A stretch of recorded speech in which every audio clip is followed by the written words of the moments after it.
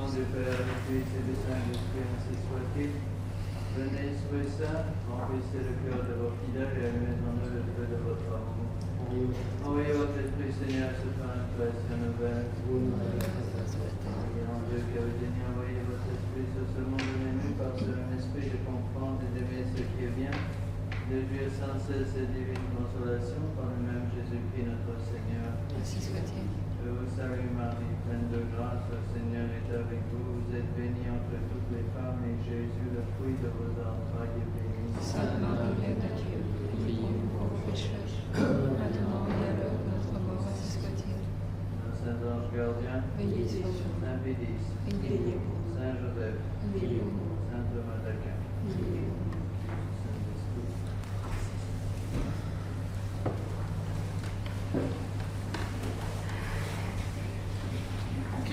Bon, je vais d'abord finir la conférence sur le Nouvel Âge parce que je n'avais pas le temps de finir. S'il y en a parmi vous qui n'ont pas eu le papier sur le Nouvel Âge, il me reste quelques-uns ici. Qu'est-ce qu'il n'a pas eu? Donc c'est le même papier que j'ai donné le mois dernier.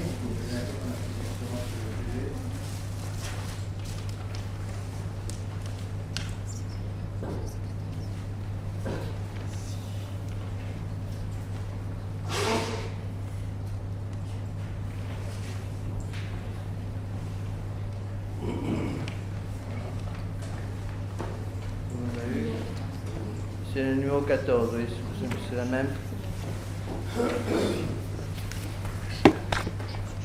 Je voudrais terminer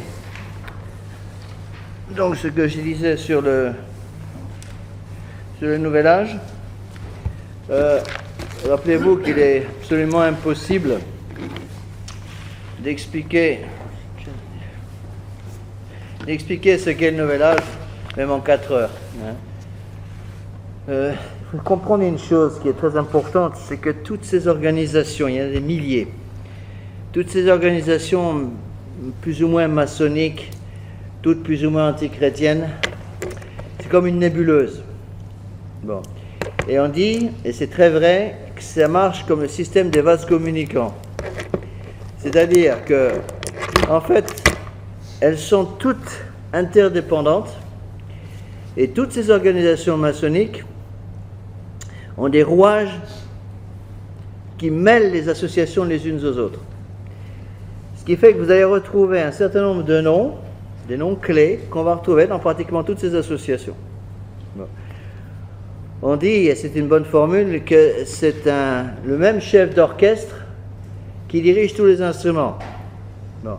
Le problème, c'est que le chef d'orchestre, dans les systèmes du Nouvel Âge, c'est un chef d'orchestre invisible, on ne le voit pas. Tout simplement parce que ce chef d'orchestre qui dirige tout n'est pas un être humain, c'est un ange des ténèbres. Donc il faut bien comprendre ça. Donc ceux qui veulent essayer de comprendre le Nouvel Âge, en voulant absolument, si vous voulez, avoir en quelque sorte, je donne les feuilles si vous voulez. Ça c'est la même feuille que la dernière fois, je finis d'abord le Nouvel Âge.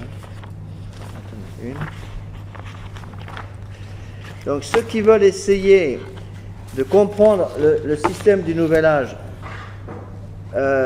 en mettant absolument des noms sur chaque rouage, c'est pratiquement impossible. Pour vous donner une idée, même actuellement, je pense qu'on est incapable de donner un seul nom d'une personne humaine qui dirige tout ça. On est incapable. Donc il y a toute une série de paravents, si vous voulez. Il faut voir ça comme ça, comprendre ça comme ça, le Nouvel Âge. Donc c'est un rouage de machines qui marchent ensemble. Donc il y a des paravents devant, et derrière, il y a des mains cachées qui dirigent. Bon. Un paravent, par exemple, comme le Rotary Club, un exemple de paravent. Bon, ce sont des organisations maçonniques qui ont une couverture, je dirais, un peu sociale, donc qui passent comme étant des associations caritatives ou plus ou moins caritatives. Ce qu'il faut voir, c'est que derrière tout ça, il y a toujours des mains qui dirigent. Et vous êtes sidérés, quand on étudie un peu les choses, de voir à quel point les mains qui dirigent sont des mains qu'on ne voit jamais. Donc les gens dont on parle ne sont pas les gens dangereux. Si quelqu'un, une connaissance professionnelle, vient vous serrer la main en vous disant « Bonjour, je suis un maçon du 33e degré », ça veut dire quoi? Ça veut dire que ce n'est pas un maçon très intelligent. Donc, ça doit être un tout petit numéro, au dernier échelon de la franc-maçonnerie. Pourquoi? Parce qu'un maçon du 33e degré vous dira jamais qu'il est un franc-maçon. Donc, ceux en général qui se vantent d'être franc-maçons ne sont pas, ou sont des gens sans aucune importance.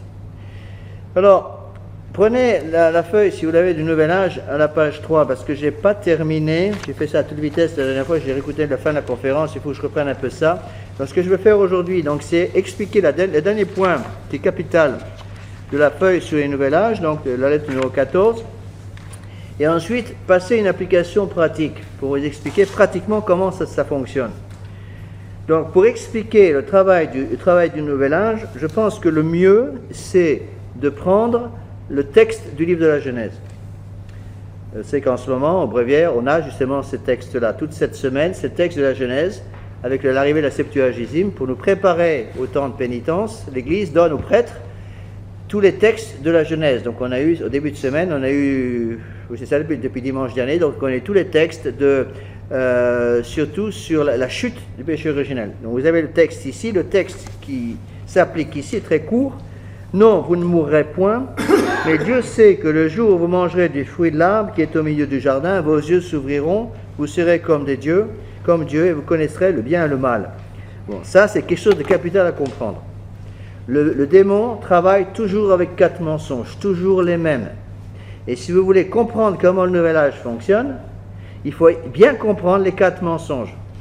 Donc, parce que ça a marché avec Adam et Ève, ça continue de marcher aujourd'hui. Donc il y a 4 mensonges. Premier mensonge, vous ne mourrez pas.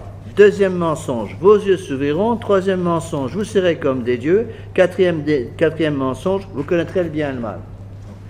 Ces mensonges sont annoncés déjà dans le livre de la Genèse. Donc au début de l'histoire du monde. Donc c'est la façon dont le démon, c'est-à-dire celui qui se présente vraiment comme l'antéchrist, Lucifer, le prince des démons, c'est vraiment l'antéchrist par excellence avec grand A. Le démon annonce déjà la couleur. Voilà comment il va détruire les âmes. Il va détruire les âmes en leur mettant dans la cervelle ces 4 phrases. Alors je voudrais les expliquer rapidement, parce que, encore une fois, si on ne les comprend pas, on ne peut pas arriver à placer dans son esprit le système du Nouvel Âge. C'est un petit peu le problème, c'est que, comme nous sommes catholiques, on a un mal fou à comprendre comment fonctionne un cerveau qui est sous l'influence du démon. Parce que Dieu merci, nous on ne l'est pas, j'espère que non. D'accord? Donc, premier point, vous ne mourrez pas. Vous ne mourrez pas. Premier mensonge, pourquoi? Parce que Dieu seul ne meurt pas. Dieu seul est l'unique être, si vous voulez, qui ne mourra jamais. Un ange peut être annihilé, on dit, par Dieu, mais pas Dieu lui-même. Alors, derrière cette phrase, vous ne mourrez pas, c'est tout le système de la réincarnation. Donc je vais vous lire, parfois je dois faire des citations assez longues, mais c'est pour faire comprendre. Donc je prends toutes mes citations dans un des livres.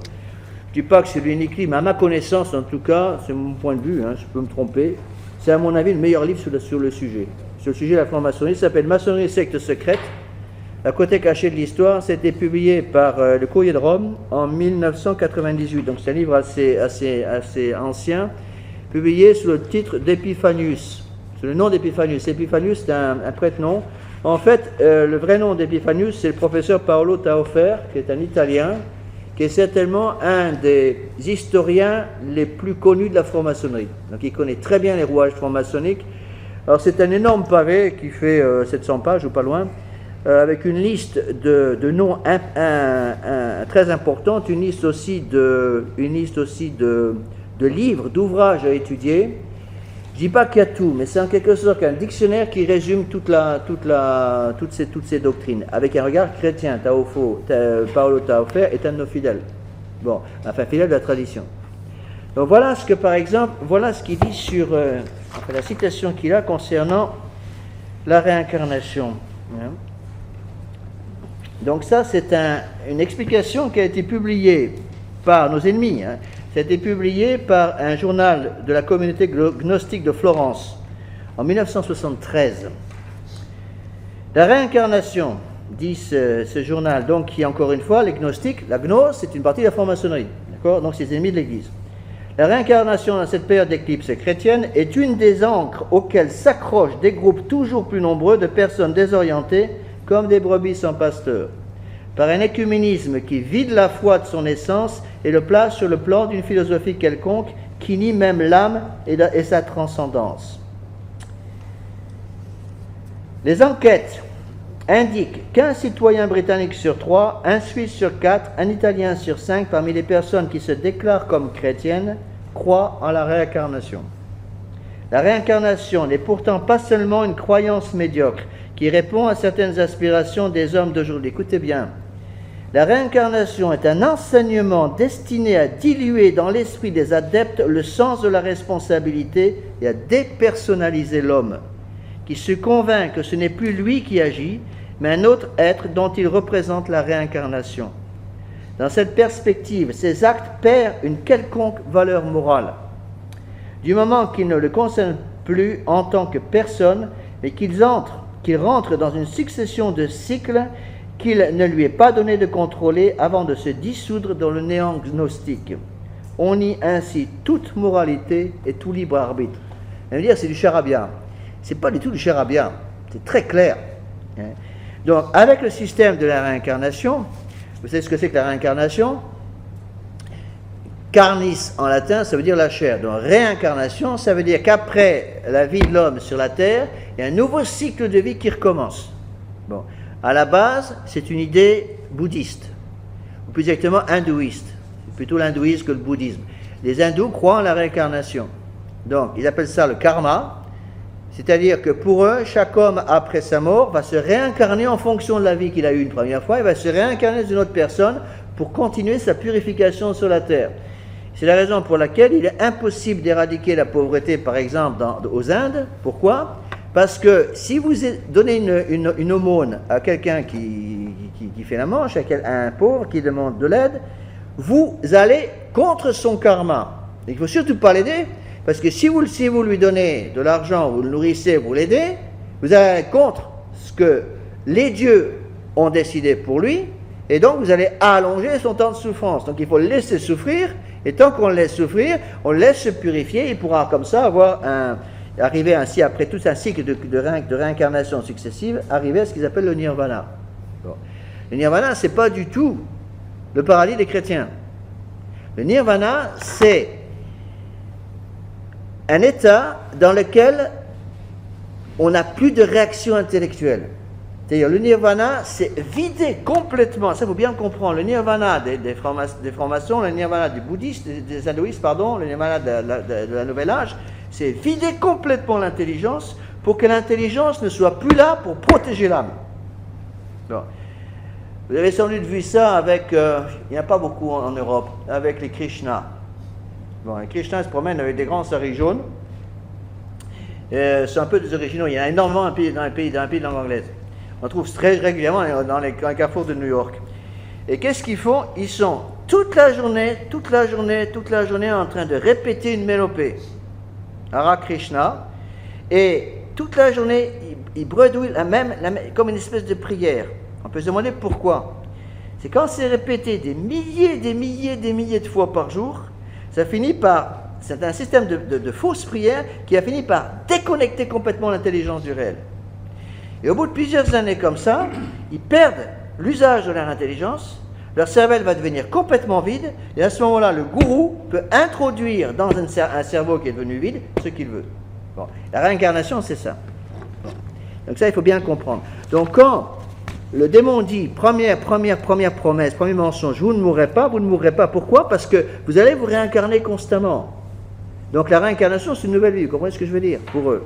Et donc ça se reproduit à éternellement, et finalement on ne meurt jamais.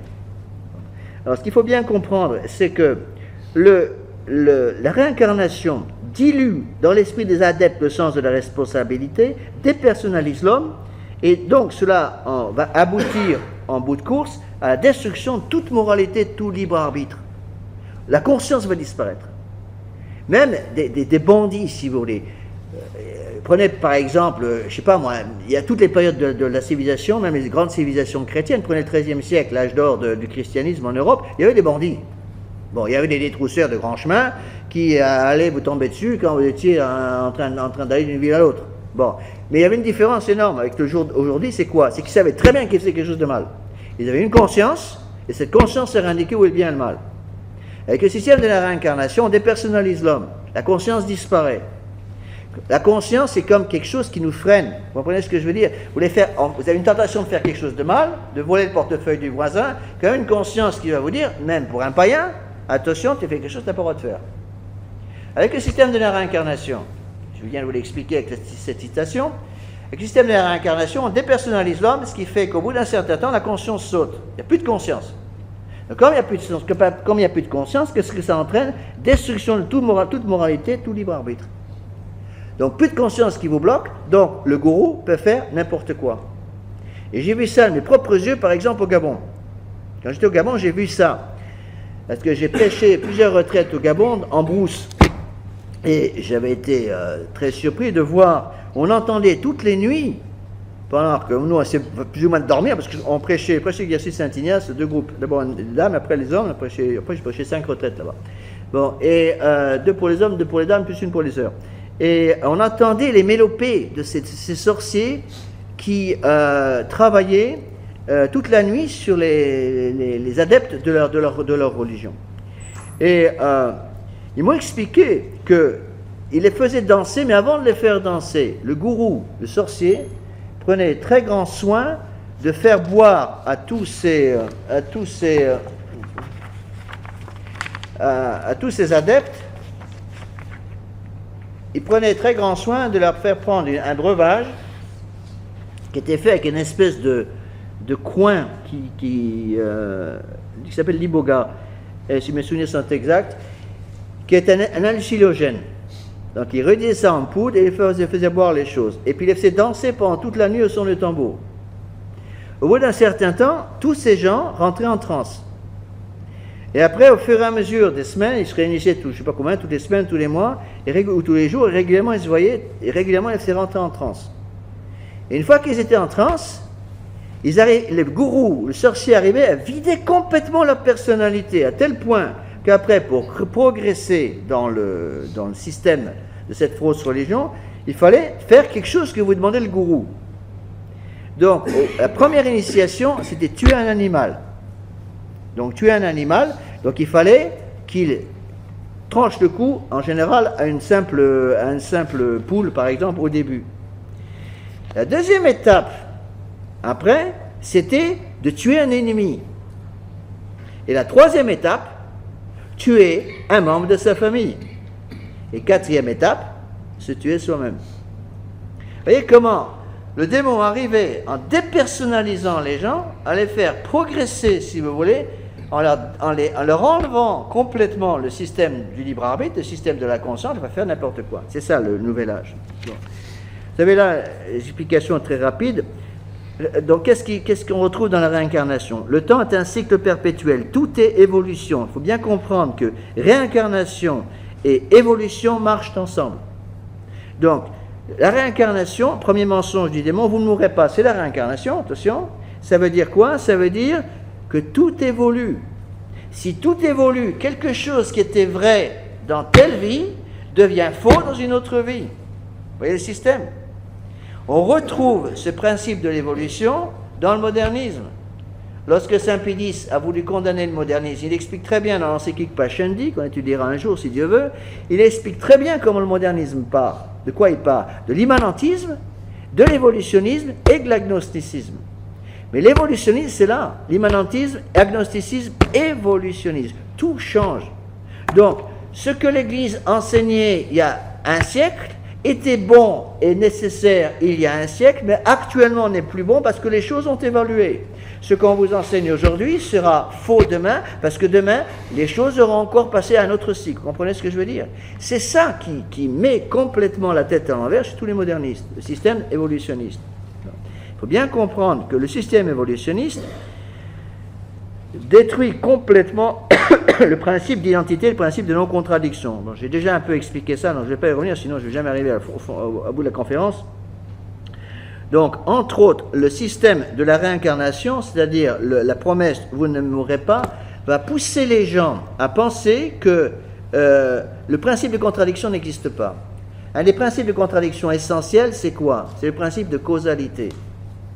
Qui veut dire quoi? Il n'y a pas d'effet sans cause. Et donc, pour pouvoir détruire la conscience des gens, il faut détruire le principe de non-contradiction, le principe d'identité, ce qu'on appelle les premiers principes. Bon, par exemple, on va essayer de faire croire aux jeunes que quelque chose peut arriver sans avoir été causé. Et c'est ce qui se passe. Quand on essaie de faire croire, par exemple, aux jeunes actuellement que la vie peut venir de rien. Donc, du moins peut venir le plus. C'est ridicule sur le plan philosophique. C'est intenable. Pourtant, ça marche pour eux. Vous voyez comment, avec tous ces faux principes, en détruisant le principe d'identité, en détruisant le principe de non-contradiction, en détruisant le principe de causalité. Non-contradiction, c'est quoi? Une chose ne peut pas être et ne pas être en même temps. Si on détruit ça dans l'esprit des jeunes, qu'est-ce qui se passe? Une chose peut être vraie et fausse en même temps.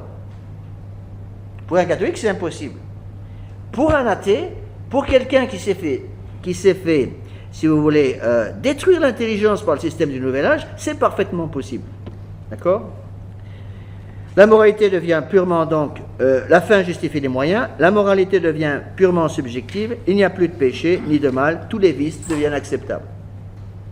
Donc ça, c'est la première chose, donc, le principe de la réincarnation. Donc, ce qu'il faut bien comprendre, c'est que, donc à la page 3 de la lettre numéro 14, il faut comprendre aussi où cela aboutit. Quand on explique ça aux gens, les gens ne croient pas. Et c'est comme ça que ça se passe. Bon. Là, je vais expliquer un petit peu. Ces croyances conduisent évidemment à négation du jugement divin, désespoir, au suicide. Le suicide est extrêmement fréquent dans toutes ces sectes qui se prétendent du Nouvel Âge. Vous avez entendu peut-être parler de ces fameux suicides de masse derrière un gourou. Le gourou faisait demander pratiquement à tous les membres de sa secte, surtout certaines sectes qui s'étaient installées en Amérique latine, certains gourous avaient réussi à faire suicider toute la secte. D'accord?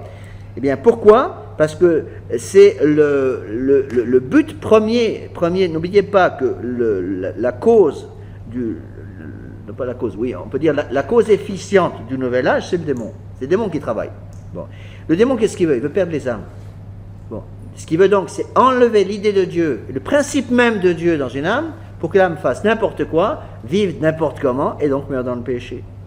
Donc ça va aboutir à quoi? Possession diabolique, usage des médiums, ce qu'ils appellent les channeling en anglais. C'est très très fréquent en pays de langue anglaise. Certaines sessions de récupération dans la société professionnelle, ils parlent beaucoup de channeling. Les channeling, c'est des médiums. En fait, c'est des démons. C'est des démons qui travaillent.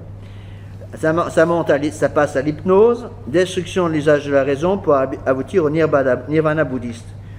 En fait, il faudrait mieux mettre, là, je ferais que je corrige ça, au lieu de mettre nirvana bouddhiste, je pense mieux mettre nirvana hindouiste. Quoique ce se retrouve aussi chez le bouddhisme. Donc le rôle du yoga, du zen, la plupart des arts martiaux. Donc ça, c'est la première chose donc, qu'il faut comprendre. Espèce d'évolutionnisme constant, donc cet évolutionnisme va entraîner un évolutionnisme moral, donc un évolutionnisme dogmatique. Si tout évolue en matière de vérité, donc Dieu n'existe pas.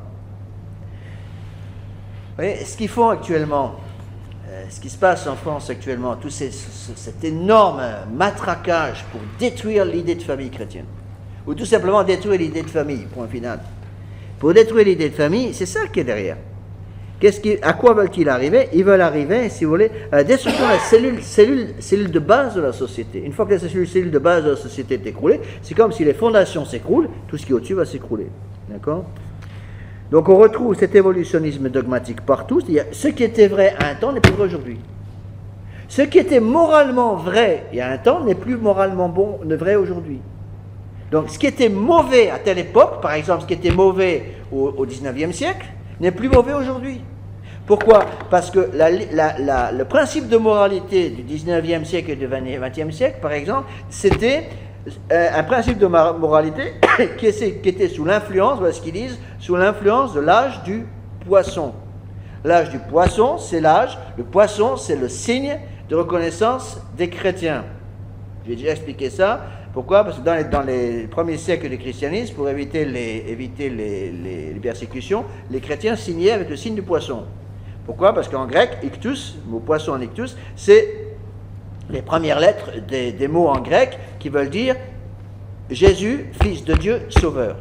Et donc, le poisson représentait tout simplement le christianisme. Et donc, ils expliquent ce qui était mauvais, ce qui était faux, ce qui était péché dans l'ère du poisson, est aujourd'hui changé dans le nouvel âge. Nouvel âge, ça veut dire quoi? Nouvel âge, ça veut dire changement d'une moralité. On passe de l'ère du poisson à l'ère d'Aquarius. Le nouvel âge, c'est le nouvel âge d'Aquarius, c'est le nom complet du système. Nouvel âge d'Aquarius, c'est-à-dire qu'on passe du système du poisson, en adorant Dieu, à un nouveau système qui va adorer un nouveau Dieu, qui est en fait le démon. Et donc, tout ce qui était considéré comme mauvais sous l'influence du christianisme va devenir bon aujourd'hui. Au contraire, tout ce qui était bon à l'époque du christianisme va être considéré souvent comme mauvais aujourd'hui. D'accord? C'est à ça qu'amène ce principe de la réincarnation. Donc, le nouvel âge, en fait, ce qu'ils veulent dire, c'est que le nouvel âge va amener, avec ce nouvel âge, une nouvelle manière de penser. Le nouvel âge, c'est ça. C'est un nouveau paradigme, c'est le mot qu'ils utilisent. Un nouveau système de pensée, penser de façon différente. Et donc, il faut faire changer les manières de vivre pour obtenir, changer les manières de penser. Et l'inverse est aussi vrai. Pourquoi? Vous connaissez la formule? Si vous ne vivez pas comme vous pensez, un jour vous penserez comme vous vivez. Bon. Si vous pensez comme un catholique, mais vous vivez comme un païen, un jour vous pensez comme un païen. D'accord? Si vous, pour les jeunes filles, je donne toujours un autre exemple sous une autre forme, si vous pensez comme une catholique, mais vous habillez toujours comme une prostituée, un jour vous pensez comme une prostituée. Vous voyez, c'est tout un système de changement de l'esprit. Voilà ce que donne le nouvel âge, en utilisant simplement ce premier mensonge, vous ne mourrez pas. Et on retrouve exactement les mêmes principes, les mêmes idées, également avec l'Église de Vatican II. C'est pour ça que les prêtres de Vatican II n'auront aucun problème, moi j'en ai plusieurs qui me l'ont dit, aucun problème quand vous leur sortez par exemple un texte magistériel par exemple de Saint Pilice, ils vont vous dire mais attendez, mais vous me sortez un texte des années 1905-1910, on est en 2012. Je dis mais alors, toujours la même vérité? Ah non, mais c'est plus la même civilisation. Ça, c'était une civilisation de l'âge du poisson. C'est la civilisation d'avant. On est dans une civilisation nouvelle, on a une autre intelligence, une autre façon de concevoir les choses. Dans toutes les vérités anciennes, on n'en veut plus, parce que maintenant, depuis Vatican II, depuis 65, nous sommes dans une nouvelle ère. Vous voyez comment ces principes, qui sont la raison d'être du nouvel âge, ont complètement influencé et recyclé complètement les dirigeants de l'Église de Vatican II. Bon. Et ces recyclages sont extrêmement fréquents. Quand j'étais aux États-Unis, c'était constamment, vous voyez, ces recyclages qui étaient organisés dans les milieux professionnels et aussi dans les milieux religieux. Des tas de prêtres, des tas d'évêques organisaient des séances de recyclage pour leurs prêtres. Pourquoi? Parce que leurs prêtres avaient été conditionnés avec une façon de penser qui correspondait à l'âge du poisson. Et pour cause? Parce qu'ils étaient chrétiens. Et il fallait faire changer le système des prêtres. Donc recycler les prêtres, c'est le principe de la réincarnation. Un recyclage, ça veut dire quoi? On prend un nouveau cycle. Donc une nouvelle façon de penser. Donc on demandait à tous ces prêtres d'envoyer complètement promener tout ce qu'ils avaient fait, toutes leurs croyances pendant des années, pour reprendre une nouvelle idée du christianisme et changer complètement. C'est la raison pour laquelle, autour des années 60, n'oubliez pas que les idées du nouvel âge sont apparues, elles existent depuis très longtemps, mais elles sont apparues autour des années 60, en Écosse et en Angleterre. Eh bien, c'est à ce moment-là qu'il y a eu Vatican II, comme par hasard. Et donc, c'est la raison pour laquelle on a demandé immédiatement aux prêtres autour des années 60-65, la première chose qu'on leur a demandé, c'est quoi? C'est d'enlever ce qui faisait le signe extérieur de leur foi, à savoir la soutane. C'est pour ça qu'on a changé la messe aussi. Il fallait couper tous les repères. Vous voyez? Donc, couper tous les repères traditionnels d'une âme qui vit sous le regard du bon Dieu. Et tous les prêtres qui ont accepté ce recyclage, pratiquement pratiquement la totalité des prêtres de l'Église de Vatican II, ils ont tous accepté le recyclage, ils ont tous perdu la foi. Il y a quelques vieux prêtres, il y a quelques-uns qui sont encore vivants, qui ont refusé ce recyclage. Tous ceux qui ont refusé le recyclage ont été mis de côté immédiatement. David Spangler, qui était un des ponts du Nouvel Âge, disait, on lui posait la question, qu'est-ce que vous faites avec les gens qui ne marchent pas dans votre système? Il avait répondu, on les enverra dans une autre dimension. Alors, je ne sais pas très bien ce que ça veut dire, tâchez de comprendre par vous-même, mais c'est ce qu'il disait, on les enverra dans une autre dimension. Hein? Oui, c'est ça. Deuxième point, donc vos yeux s'ouvriront. Je vous dis qu'il y a 4 mentions, il faut bien les comprendre. Deuxième point, vos yeux s'ouvriront. Vos yeux s'ouvriront, ça veut dire quoi? Ça veut dire, vous étiez maintenu dans une espèce d'aveuglement intellectuel, aveuglement spirituel. Maintenant, le système du Nouvel Âge va vous ouvrir les yeux et vous allez connaître des secrets qui vous ont été cachés pendant des siècles. Donc, le système du Nouvel Âge enseigne que l'Église catholique a caché une partie de la révélation et donc a maintenu les gens dans l'aveuglement, et eux, du Nouvel Âge, vont redonner une nouvelle forme de pensée pour que les yeux des gens puissent s'ouvrir et qu'ils connaissent des choses qui ont été cachées pendant des siècles et des siècles par l'Église catholique. Donc, l'illumination, voilà ce qu'on dit, ça c'est les principes du Nouvel Âge. L'homme possède en lui-même un potentiel infini, c'est-à-dire divin. Il peut donc tout faire, puisqu'il est Dieu. Donc, le Nouvel Âge, vos yeux s'ouvriront, ça veut dire, vos yeux vont s'ouvrir de telle façon que vous allez tout connaître. Or, Dieu seul connaît tout. Donc, si l'homme peut tout connaître, conséquence, l'homme devient Dieu. Il peut donc tout faire en se faisant guider par des guides internes venant d'un autre monde. On retrouve les channeling, les médiums.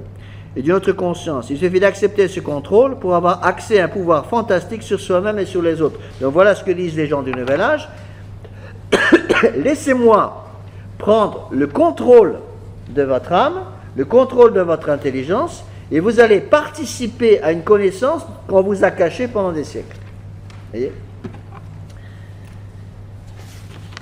Alors, on prend la page 4 de cette lettre numéro 14, il faut avancer quand même un peu.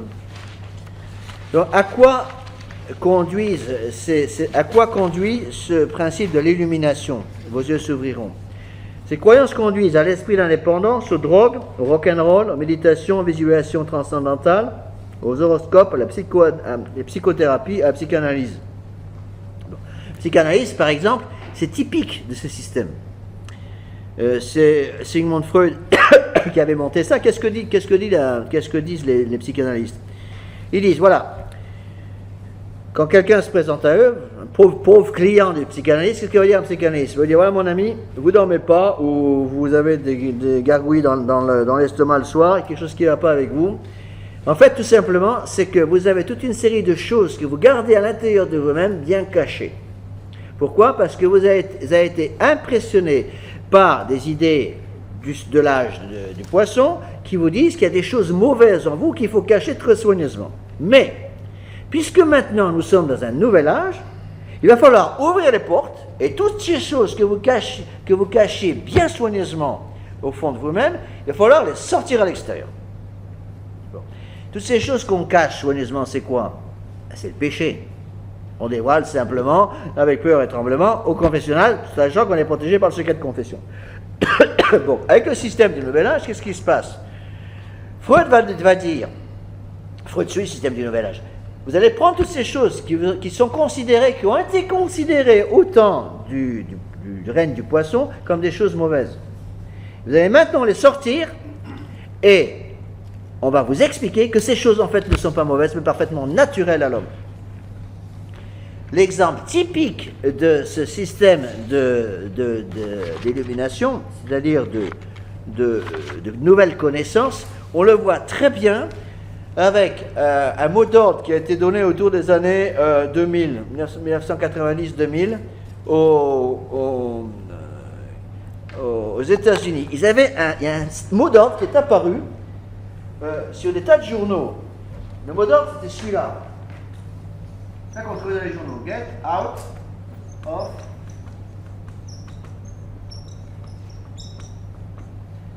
out of the closet. Ça veut dire sortez du placard. Ça veut dire quoi ça? C'était le mot d'ordre qui a été donné par la franc-maçonnerie et par les sociétés du Nouvel Âge pour tous les homosexuels. Get out of the closet, ça veut dire vous étiez cachés auparavant parce que vous étiez sous les fourches codines du système du poisson, donc de l'âge du poisson, l'âge du christianisme, qui considérait que ces désirs que vous avez étaient contre nature. Mais maintenant qu'on est dans un autre système, donc dans l'âge du Verseau, l'âge du Nouvel Âge, ce qui était considéré comme contre nature devient aujourd'hui quelque chose de parfaitement normal. Donc sortez des placards et affichez votre homosexualité. C'est ce qu'ils ont fait partout. C'est la raison pour laquelle ces gens, ces sodomites, qui sont des gens qui agissent contre nature, ils sortent maintenant partout. En nombre, c'est un nombre infinitésimal. Ils ont un pouvoir énorme. Pourquoi? Parce qu'ils sont soutenus justement par le Nouvel Âge. Alors la question qui se pose est donc la suivante: comment se fait-il que le Nouvel Âge soutienne des gens comme ça? Quelle est la raison? La raison est toute simple. C'est que ces péchés portent bien leur nom, c'est les péchés qui sont contre nature. Vous savez dans quelle catégorie l'Église les classe? L'Église a dû faire une catégorie spéciale dans son catéchisme pour les péchés qui crient vengeance contre le ciel. Le premier d'entre eux, c'est celui-là, péché de sodomie. Le catéchisme dit bien, un péché qui crie vengeance contre le ciel. Donc, qu'est-ce que vont faire les gens du Nouvel Âge? Multiplier au maximum ces péchés pour que Dieu soit complètement dégoûté et finalement abandonne l'humanité aux démons. C'est ça le but. C'est ça le Nouvel Âge. Et vous verrez après, je vous citerai des citations absolument à dormir debout de membres du Nouvel Âge qui expliquent toutes ces choses. Qui expliquent très bien, ils disent très bien entre autres, ils vont dire, je vous citerai après ces citations, ils vont dire: nous voulons rendre la vie sur la terre impossible à Dieu pour que Dieu s'en aille. Et c'est pour ça qu'on appelle ces vices des vices contre nature. Pourquoi le Nouvel Âge pousse à toutes ces choses-là? Parce que le Nouvel Âge, toujours n'est pas idiot, hein? N'oubliez pas le principe du Nouvel Âge qui est à la base le démon. Le démon est un ange, hein? Bien plus intelligent que vous et moi. Il a compris qu'en poussant ces faux principes, en les multipliant partout, par la presse, par la télévision, par les films, dans les écoles, partout, on finit par rendre normal quelque chose qui n'est pas normal. Et faire croire que quelque chose est naturel alors que c'est une chose contre nature. Or, le démon sait très bien qu'on ne peut pas fonder une famille avec quelque chose qui est contre nature. C'est impossible. Donc, qu'est-ce qu'on fait pour détruire la société?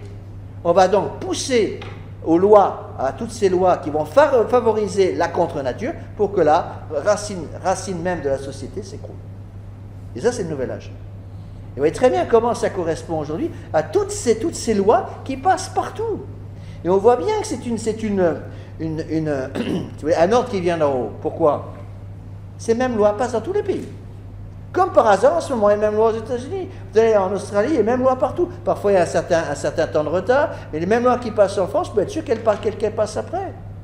Quand j'étais en Australie, j'avais l'habitude de dire à mes amis australiens, ceux qui étaient capables de comprendre, je leur disais: les Français sont très doués pour une chose, faire les bêtises énormes 50 ans avant tout le monde. Je disais, vous les Australiens, les Américains, vous êtes très doués pour une chose, faire les mêmes bêtises 50 ans après les Français. Mais c'est tout à fait ça. Et après, j'ai reposé une question, qu'est-ce qui est plus grave? De faire des bêtises ou faire les mêmes bêtises 50 ans après les Français? Et là, je ne répondais pas à la question. J'essaie de leur faire comprendre. J'essaie de leur faire comprendre, mais allez faire un tour en France, regardez ce qui se passe. Donnez un exemple. Australie, c'est un pays complètement vide. Hein, c'est un énorme désert avec une frange costale qui est habitable. Bon. À 130 km au nord de l'Australie, un pays qui s'appelle l'Indonésie.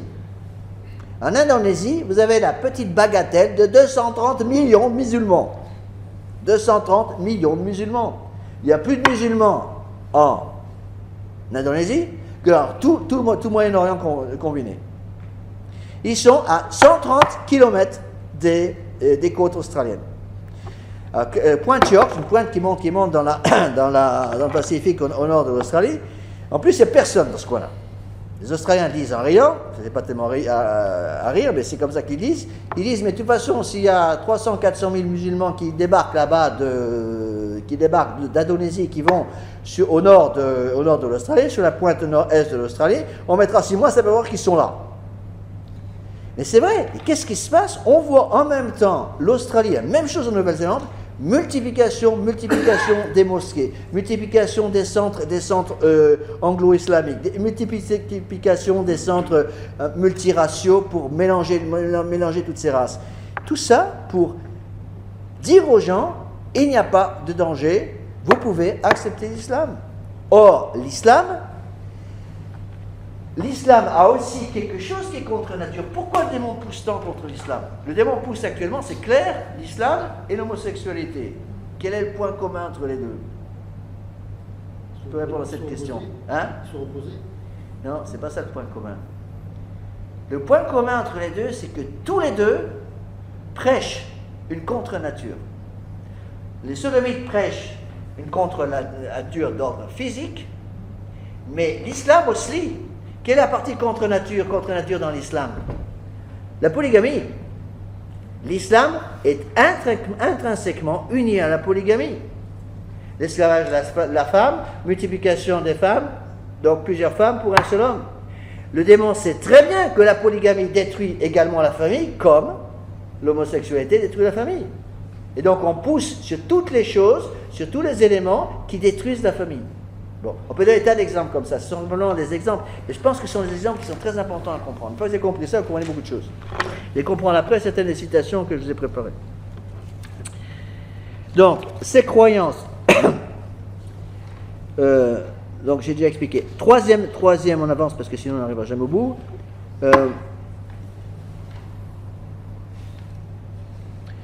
Il y a une citation très intéressante. Les spécialistes du Nouvel Âge qui sont dans le Nouvel Âge disent, accrochez-vous, le Nouvel Âge, c'est l'ordre des Jésuites à l'envers. L'ordre des Jésuites à l'envers. Et les gens du Nouvel Âge vont jusqu'à utiliser les exercices de Saint Ignace en les renversant au lieu de tout centrer sur Dieu pour tout centrer sur l'homme. C'est-à-dire le système du Nouvel Âge marche comme le système qu'a mis au point Saint Ignace de Loyola, mais à l'envers. Donc Saint Ignace de Loyola est extrêmement précis pour justement former l'intelligence à obtenir le vrai. Donc il y a cette double formation qu'il y a chez les jésuites. Donc après avoir terminé leur formation, ils recommencent une deuxième formation pour être absolument au top, si vous voulez, de leur formation intellectuelle et spirituelle. Eh bien, le Nouvel Âge, c'est l'inverse de ça. Troisième chose. Vous serez comme des dieux. Troisième mensonge du démon, vous serez comme des dieux. Ça, c'est le panthéisme. Bon. Le panthéisme, c'est quoi? Pas de différence entre Dieu et la créature. Panthéisme, ça veut dire le panthéisme, c'est Dieu, l'homme et la terre sont un seul et même être, l'homme est donc Dieu. Donc, ce panthéisme va avoir immédiatement quelque chose à voir avec tous les systèmes écologiques. Et ces systèmes des Verts, on va tout le temps parler des Verts, des écolos. Mais les écolos, c'est pas simplement protéger les arbres ou les bébés phoques. Les écolos, c'est quoi? C'est l'adoration de la déesse Terre. L'adoration de la déesse Terre qui est un point fondamental du Nouvel Âge. Vous voyez?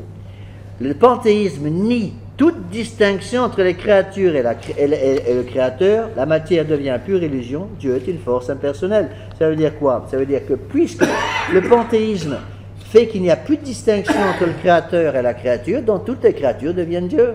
Puisque vous devenez Dieu, donc vous avez le droit de décider ce qui est bien et mal. Quatrième mensonge. Donc ces croyances conduisent à l'adoration de la nature. On voit ça partout aujourd'hui. Ou alors, si vous voulez, il faut protéger les arbres, les petites fleurs dans les parcs nationaux. ou partout dans le monde, et pour eux, c'est quelque chose de plus important que de lutter, par exemple, contre l'avortement. Donc, ils disent pas un mot pour une maman qui tue son enfant, mais par contre, si on coupe une branche d'arbre, on fait un scandale. Bon. Donc, ces croyances conduites à l'adoration de la nature, retour du paganisme, l'animisme païen, les aberrations écologistes, aux droits des animaux et des sodomites, à la mentalité monoritio-biologique. Bon, il peut y avoir une scène de nourriture-biologique, mais j'expliquerai plus tard. Il peut y avoir cependant une scène de recherche de nourriture-biologique. J'ai mis ça pour ne pas me faire assassiner. À l'orgueil démesuré de l'homme qui se prend pour Dieu. Alors, je vais vous donner une citation, alors là, accrochez vos ceintures. Cette citation est invraisemblable. C'est un peu long, mais vous allez voir où on en arrive. Ça, c'est la Déclaration universelle des droits de l'animal. Ça vient de l'UNESCO, s'il vous plaît, 27 janvier 1978. Alors, je vous la lis parce que ça vaut son pesant de cacahuètes. C'est pas un petit texte. Vous avez les grands ponts de l'UNESCO qui se sont groupés pour pondre une déclaration universelle des droits de l'animal. Alors, article 1. Tous les animaux naissent égaux devant la vie et ont les mêmes droits à l'existence. Article 2. Tout animal a droit au respect. L'homme, en tant qu'espèce animale, ne peut s'attribuer le droit d'exterminer les autres animaux ou de les exploiter en violant ce droit. Il a le devoir de mettre ses connaissances au service des animaux. Tout animal a droit à la considération, aux soins, à la protection de l'homme. Donc n'allez pas écraser une fourmi parce que ça raconte le droit des fourmis. Article 3. Aucun animal ne devra être soumis à de mauvais traitements ou à des actes cruels. Tout animal a droit à la considération, aux soins et à la protection de l'homme. Si la suppression d'un animal est nécessaire quand même, elle doit être instantanée, sans douleur et sans angoisse. Tout animal appartenant à une espèce sauvage a le droit de vivre libre dans son milieu ambiant, naturel, terrestre, aérien ou aquatique. Il a le droit de se reproduire. Toute privation de liberté, même à des fins éducatives, est contraire à ce droit. Donc vous n'avez pas le droit de garder des lapins dans une cage, parce que ça va contre ces droits des animaux selon ces messieurs de l'UNESCO. Il faut quand même une petite remarque. Tout animal appartenant à une espèce qui vit habituellement en compagnie de l'homme a le droit de vivre et de croître selon le rythme et les conditions de vie et de liberté qui sont propres à l'espèce. Bon, il y a encore une page, mais je ne vais pas tout vous lire parce que vous allez attraper une crise. Aucun animal ne doit être utilisé pour le divertissement de l'homme. Donc vous pouvez fermer tous les cirques. Les exhibitions d'animaux et les spectacles qui utilisent des animaux sont incompatibles avec la dignité de l'animal. Un texte de l'UNESCO. Hein. Si vous ne croyez pas, c'est dans le livre dont je vous parlais, d'Epiphanius, à la page 639. Et le final, ça c'est le pompon, les droits de l'animal doivent être défendus par la loi comme les droits de l'homme. Voilà un texte officiel de l'UNESCO, pondu en 1978. Qu'est-ce que vous voulez faire avec des gens comme ça? Avant, on les envoyait dans un hôpital psychiatrique. Bon, aujourd'hui, on ne peut plus faire ça. Je pense qu'avant, au Moyen-Âge, on les aurait envoyés ailleurs. Mais je vous donne ça comme exemple. Voilà où on en arrive. Les gens modernes gobent ça. Pourquoi? Parce on leur a lavé le cerveau. Ils acceptent n'importe quoi. Dernier point. Je m'excuse d'insister là-dessus, mais on ne peut pas comprendre le Nouvel Âge sans avoir compris ces 4 mensonges. Et si vous comprenez ces 4 mensonges, vous comprendrez à ce moment-là beaucoup plus facilement comment les gens sont devenus modernistes. Parce que c'est les mêmes principes qui sont derrière. 4e mensonge, vous connaîtrez le bien et le mal. C'est une conséquence du précédent. Puisque le 3e mensonge dit, vous serez comme des dieux, conséquence, puisque vous êtes comme des dieux, vous avez le droit de définir ce qui est bien et mal. La société contrôlée par Dieu, donc dans le système de l'âge du poisson, disait qu'il y avait des créatures et un créateur. Le créateur donnait des ordres, intimait, donnait par exemple des commandements, et les créatures devaient suivre ces commandements. Ceux qui refusaient de suivre ces commandements avaient un châtiment, l'enfer. Ça, c'est le système de l'âge des poissons, du poisson, l'âge du Christ. Ils disent, maintenant nous sommes passés dans un nouvel âge, donc ce n'est plus Dieu qui donne des ordres à une créature, parce que tout homme devient Dieu. puisque tout homme devient Dieu, donc chaque homme a le droit de créer ses propres commandements. Vous comprenez? C'est ce qui se passe actuellement. Pourquoi croyez-vous qu'il pousse tellement à l'égalité? Le phénomène de l'égalité, c'est tout simplement un phénomène du nouvel âge. Donc, chacun décide ce qui est bien pour lui, plus de loi morale objective, plus de vérité immuable, ni de péché. La religion est quelque chose de subjectif, licence pour tout et pour tous, égalitarisme. Donc, dans ce système, toute affirmation dogmatique devient injurieuse pour l'homme. C'est donc dire, vous n'avez plus le droit, dans le système du nouvel âge, vous n'avez plus le droit d'affirmer quelque chose. Vous pouvez éventuellement le penser par vous-même, mais vous n'avez plus le droit de l'affirmer. À partir du moment où vous affirmez quelque chose comme étant quelque chose de certain, comme étant une vérité, par exemple 2 plus 2 égale 4, vous pouvez penser que ça fait 4 dans le système du nouvel âge, mais vous n'avez pas le droit de l'imposer à qui que ce soit. Sauf, bien sûr, dans le système du nouvel âge.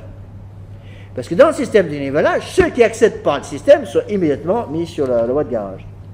Donc ces croyances conduisent donc au péché, au vice légalisé, à la révolte des féministes et des sodomites, aux lois antidiscrimination, au rejet de toute forme d'enseignement traditionnel dans les écoles, à l'écuménisme conciliaire, à la liberté de conscience, au libre arbitre protestant et libéral, et à la liberté religieuse et à la collégialité. Donc, c'est très intéressant de voir le lien, par exemple, c'est bon dire aussi pour ceux qui ne savent pas ces choses-là, très intéressant de voir le lien qui existe entre le nouvel âge et une personne qui a fait partie de ces organisations aussi, qui s'appelle Montessori. Le système éducatif de Montessori, même si le système éducatif de Montessori a certaines choses qui sont bonnes, c'est exactement le même point. Ne pas imposer à l'enfant un ordre à suivre, une hiérarchie à suivre, un ordre dans la connaissance. C'est l'enfant lui-même qui se fait en quelque sorte, qui choisit par lui-même le cours qu'il veut étudier, les exercices qu'il veut faire, etc. C'est-à-dire, c'est le même principe, l'enfant n'est plus quelqu'un qui doit obéir par rapport à un maître, mais dans le système de Montessori, c'est l'enfant qui décide par lui-même. Le maître n'est plus un maître, mais simplement un conseiller, qui est là pour guider. Vous voyez, c'est pour vous montrer, si vous voulez, où on en arrive avec tous ces systèmes. Bon, on pourrait y passer des heures, hein, et encore une fois, je n'ai pas la prétention du tout d'expliquer le nouvel âge, même en 4 heures, c'est impossible. Donc, ce que vous devez comprendre maintenant, c'est que le nouvel âge avec tous ces systèmes, a pris le contrôle de pratiquement toutes les intelligences.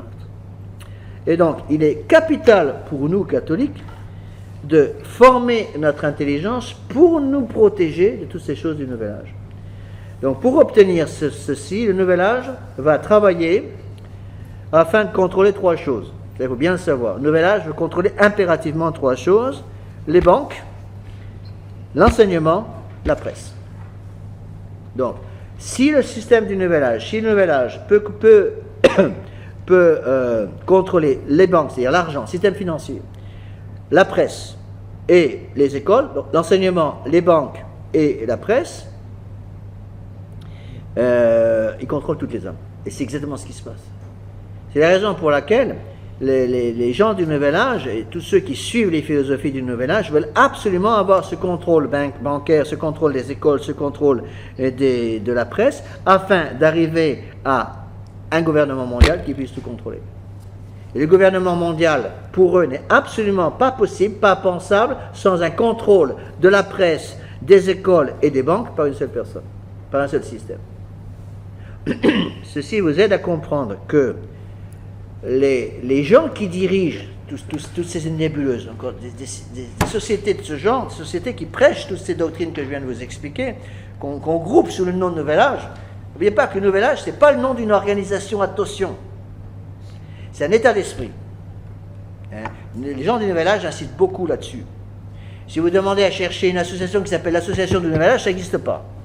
C'est un état d'esprit. Changer l'esprit des gens afin de pouvoir les vider de leur intelligence, les vider de leur conscience et pouvoir rentrer dans leur cerveau n'importe quoi. Alors, je voudrais maintenant, deuxième partie, qui est une partie, à mon avis, aussi très importante, je voudrais maintenant vous donner Un exemple, si vous voulez, parce qu'on peut vous donner des tas d'exemples. J'ai choisi un exemple qui fait bondir pas mal de gens. J'ai eu beaucoup de problèmes quand j'étais dans la fraternité parce que j'avais osé parler de cet exemple et je l'avais donné aux gens. Avant de vous donner cet exemple, je voudrais vous citer, c'est la conclusion de la page 4 de la lettre du Nouvel Âge. Écoutez ce que dit Saint Paul. Hein. Sachez que dans les derniers temps, il viendra des temps difficiles. Les hommes seront égoïstes, cupides, fanfarons, superbes, blasphémateurs, rebelles à leurs parents, ingrats, impies, sans affection, sans loyauté, calomniateurs, intempérants, cruels, ennemis des gens du bien, traîtres, insolents, enflés d'orgueil, amis des voluptés plus que de Dieu, ayant le dehors de la piété sans en avoir la réalité. Éloignez-vous de cette sorte de gens. Un temps viendra où les hommes ne supporteront plus la saine doctrine, mais ils se donneront une foule de docteurs, suivant leur convoitise et avides de ce qui peut chatouiller leurs oreilles. Ils les fermeront à la vérité pour les ouvrir à des fables. Je pense que c'est le texte qui est utilisé dans la messe des docteurs, si mes souvenirs sont exacts. La messe des docteurs, par exemple, une fête de docteurs, par exemple Saint-François de Sales, je pense que c'est cet épître-là qui est lu. Donc, Pierre, vous pouvez donner l'autre papier. Donc, je vais vous donner maintenant un exemple qui est très important. Donc, c'est l'exemple du scoutisme. Alors, je sais que ça fait bondir certaines personnes parce qu'ils n'ont jamais compris ce que c'est que le scoutisme. Quand on parle du scoutisme, la plupart des gens pensent à une bande de jeunes qui apprennent à se débrouiller dans la nature, qui apprennent à faire du feu avec de silex, pas que c'est pas possible, mais enfin, qui apprennent à faire du feu d'une façon ou d'une autre, qui apprennent à se débrouiller dans la nature, à faire des courses d'orientation, etc. C'est pas du tout ça le scoutisme. Ça, je dirais, c'est la pointe de l'iceberg. Sous le scoutisme, il y a toute une philosophie. Bon. Alors, ce que les gens ne savent pas, c'est quelle est cette philosophie. Il y a un nom qui apparaît dans le scoutisme et un nom qui est soigneusement caché. Dans les deux cas, donc, on vous cache, le nom que tout le monde connaît sur le scoutisme, c'est Baden-Powell. Tout le monde connaît Baden-Powell, qu'on présente comme un brave type. Quand j'étais jeune et un peu stupide, et j'ai souvent posé cette question, mais est-ce que Baden-Powell était membre d'une société maçonnique? Et on m'a toujours répondu, les gens du scoutisme me disaient toujours, oh bon non, pas du tout, non, on n'a jamais entendu parler de ça. Mais quand j'ai insisté, mais vous êtes sûr qu'il n'a jamais appartenu à une société maçonnique? Non, pas du tout. C'était un peu comme une société du genre Rotary Club, pour faire du bien, pour faire de la charité, etc. Bon. J'ai mis un temps fou à découvrir à quelle secte maçonnique appartenait Baden-Powell. Parce que c'est pas dans les bouquins. Hein? Même là-dedans, c'est pas. Baden-Powell appartenait à la Société théosophique. Et derrière Baden-Powell, il y a quelqu'un d'autre qui est complètement inconnu en France, et inconnu pratiquement dans le monde entier. Personne ne connaît, qui est l'âme de Baden-Powell. Donc celui qui, c'est une femme, qui donne l'esprit derrière le scoutisme. Et cette personne s'appelle Annie Besant.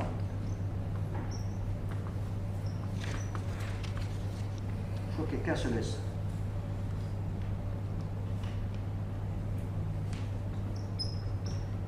Annie Besant, inconnu au bataillon. Je suis sûr qu'il y a certains d'entre vous qui n'ont jamais entendu ce nom-là.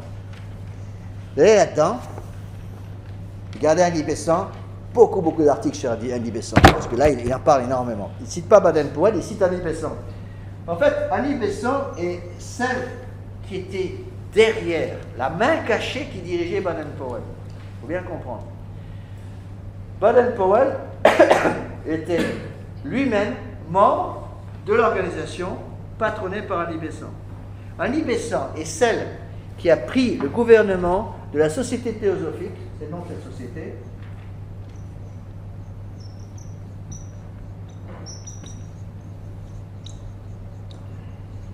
à la mort de la fondatrice de la Société théosophique, qui était une femme qui s'appelait Elena Blavatsky.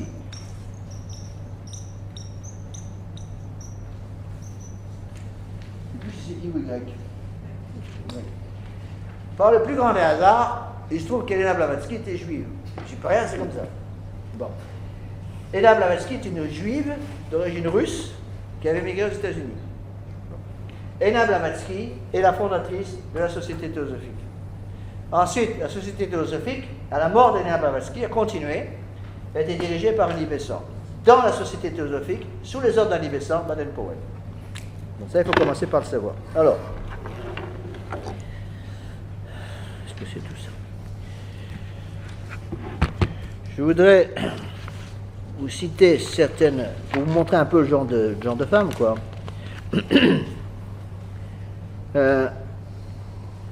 Prenez la page 2, donc là vous êtes dans la lettre de Baden-Powell, modèle pour l'optique catholique, lettre numéro 56, page 2. Pour une citation d'Annie Besant.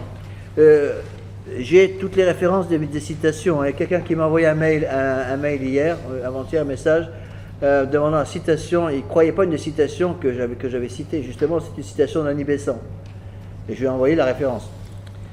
Voilà ce que disait Annie Besant. Il faut avant tout combattre Rome et ses prêtres, lutter contre le christianisme et chasser Dieu du ciel. Nous voulons un nouveau ciel, une nouvelle terre édifiée sur les ruines de l'ancienne civilisation chrétienne. Vous voyez le système, nous voulons un nouveau ciel, une nouvelle terre. C'est quoi ça? Ça, c'est le nouvel âge. D'accord? Alors, expliquons un petit peu. Je vais aller rapidement parce qu'on n'a pas le temps de tout faire en une heure.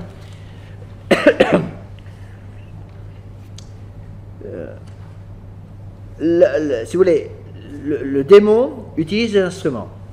C'est là qu'on dit que la cause instrumentale, la cause efficiente, si vous voulez, le démon a pour but de détruire les âmes. Il va utiliser des instruments, ce qu'on appelle la cause instrumentale. En utilisant des instruments, le démon peut avoir, si vous voulez, des mains, comme une main cachée qui dirige tout. D'accord? Pour cela, le démon va utiliser un certain nombre de rouages pour posséder impérativement la presse, les banques, les écoles. Il est impossible pour le démon d'obtenir la destruction des âmes sans obtenir d'abord la possession de la presse, des banques, des écoles. Il faut savoir que la possession de la presse, des banques et des écoles a été entièrement sous le contrôle d'une maçonnerie purement juive qui s'appelle les Nightbreeds. Donc, on en parlera plus tard, parce que je n'ai pas le temps de tout expliquer maintenant. Ce n'est pas directement le sujet de cette partie, donc j'en parlerai plus tard, si j'ai le temps. Les Nightbreeds, c'est une société maçonnique juive fondée à New York, dans laquelle seuls les juifs peuvent rentrer. Bon. Et c'est une des mains qui dirige. D'accord? Encore une fois, le but, si vous voulez, on verra ça, c'est très important dans le scoutisme, le but, si vous voulez, de l'influence d'Elena Blavatsky ou d'Annie Besant, celle qui a continué le travail d'Elena Blavatsky, le but, c'est la destruction, si vous voulez, de la famille par la destruction de la femme chrétienne. C'est un nombre de noms que vous devez connaître. Il y a un autre nom qui a fait un dégât énorme dans le monde moderne. C'est Margaret Sanger.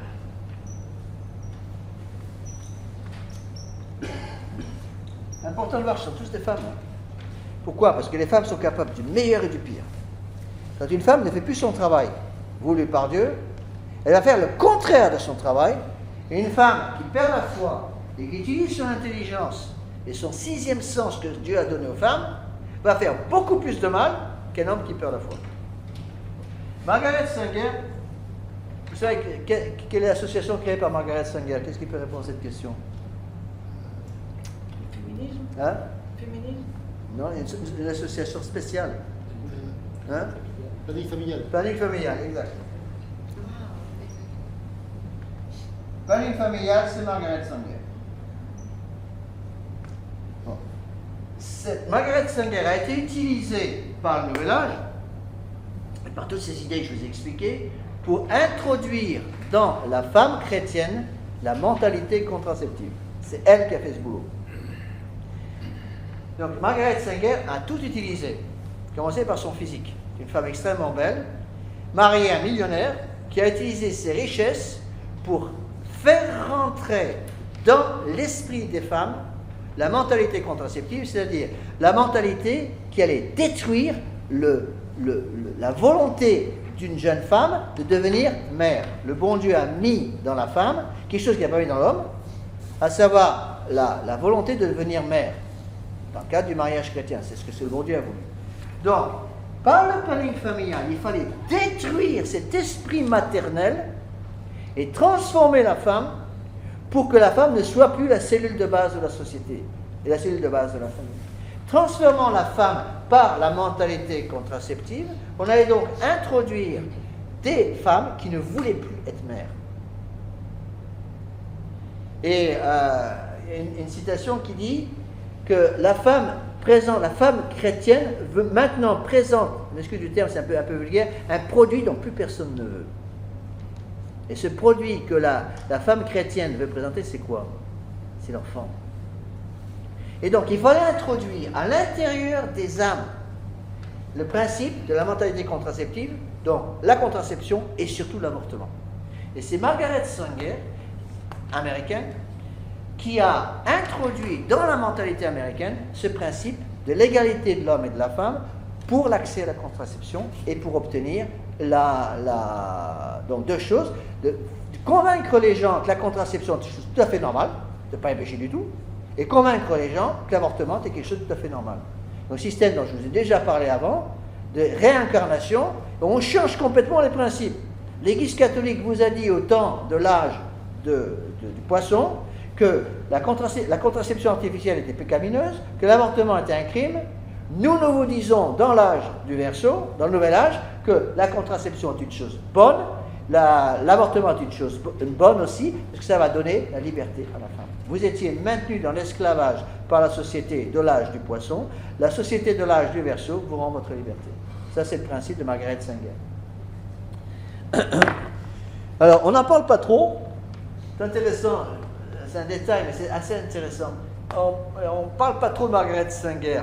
Ses principes sont partout, mais on ne parle pas trop d'elle. C'est pourquoi?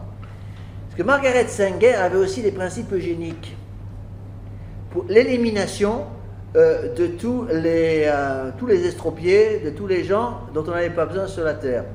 Ça faisait un peu trop désordre dans la société juste après juste avant la Deuxième Guerre mondiale, juste après la Deuxième Guerre mondiale, parce que ça rappelait Margaret Sanger avait beaucoup trop les idées d'Adolf Hitler sur ce sujet. Alors, comme Adolf Hitler passe pas trop bien à la société moderne, donc on n'en parle pas trop. Mais les principes de Margaret Sanger sont toujours là. Donc, si vous voulez, Margaret Sanger est au planning familial ce que Annie Besson est au scoutisme. D'accord? Et alors, on continue.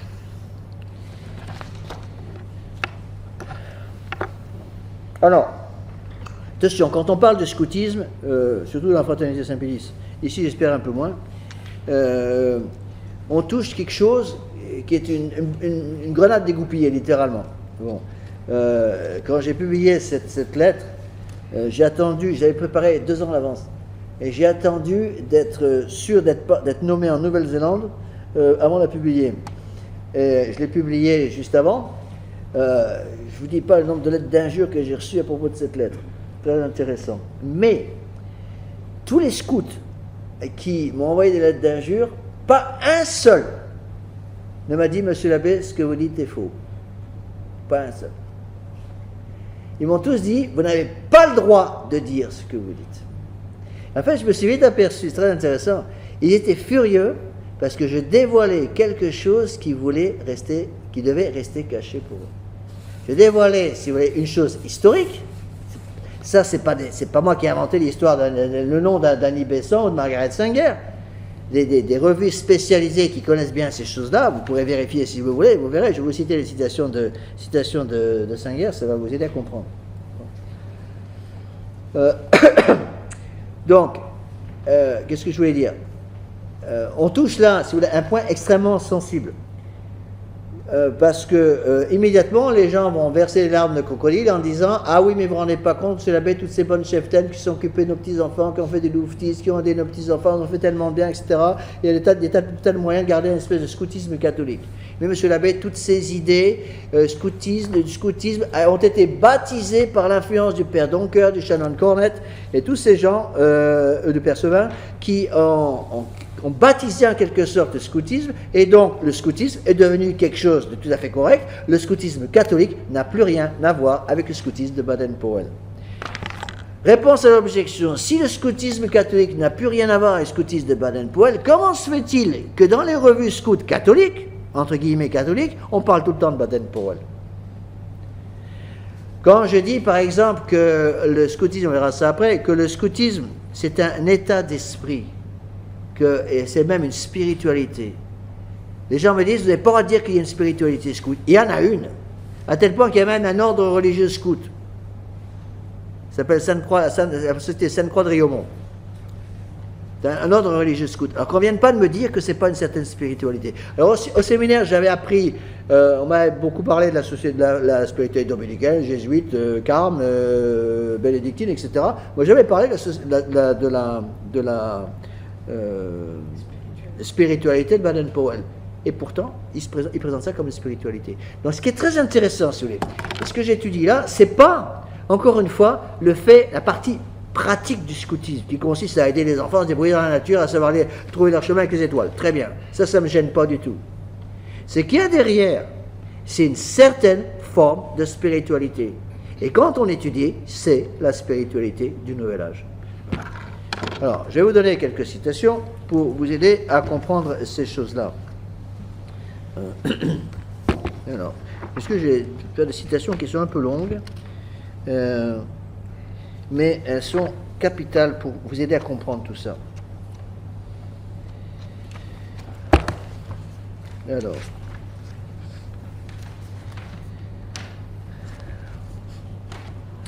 donc, pour les gens de la société du Nouvel Âge, pour les gens qui sont dans l'esprit du Nouvel Âge, toute une série d'organisations, vous avez peut-être entendu parler, par exemple, la Fabian Society, F-A-B-I-A-N, ou B-I-E-N, c'est un exemple typique de société contrôlée dans l'esprit du Nouvel Âge. Voilà ce qu'ils disent.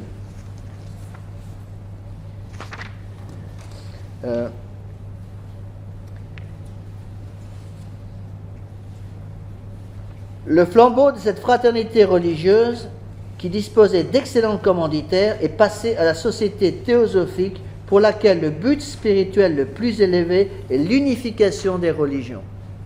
Donc le Nouvel Âge, plus exactement la société théosophique, qui est vraiment une des bases du Nouvel Âge, la société théosophique c'est avant, je vous donnerai les dates après, Blavatsky elle est morte en 1891. Annie Besant est morte en 1933, Margaret Sanger en 1966. Non. Ce sont ces principes-là qui ont préparé le Nouvel Âge. En fait, c'est les mêmes idées qui vont sortir, si vous voulez, sous le nom de Nouvel Âge. Donc, un des buts, c'est d'obtenir l'union de toutes les âmes et le contrôle sur toutes les âmes par l'intermédiaire du gouvernement mondial et d'une religion mondiale. Donc, il faut donc se tourner. Voilà une citation très importante. Il faut donc se tourner vers une super religion, celle justement dont rêvait la société théosophique, vers un hyperthéos, c'est-à-dire un Dieu supérieur, ineffable, inconnaissable, une unité suprême au-delà de toute opposition ou antagonisme qui réunisse en soi toute plénitude. Une super religion qui pourrait être accueillie sans frein particulier par les nombreuses populations déistes orientales ou par les animistes d'Afrique et d'Amérique. Déjà plus difficile à faire accepter par les juifs et par les musulmans, surtout orthodoxes, mais qui serait radicalement inacceptable pour le catholicisme, pour lequel Jésus-Christ est l'unique voie donnée aux hommes sous le soleil pour parvenir à la vérité et à la vie. Cette religion universelle du Nouvel Âge existe aujourd'hui.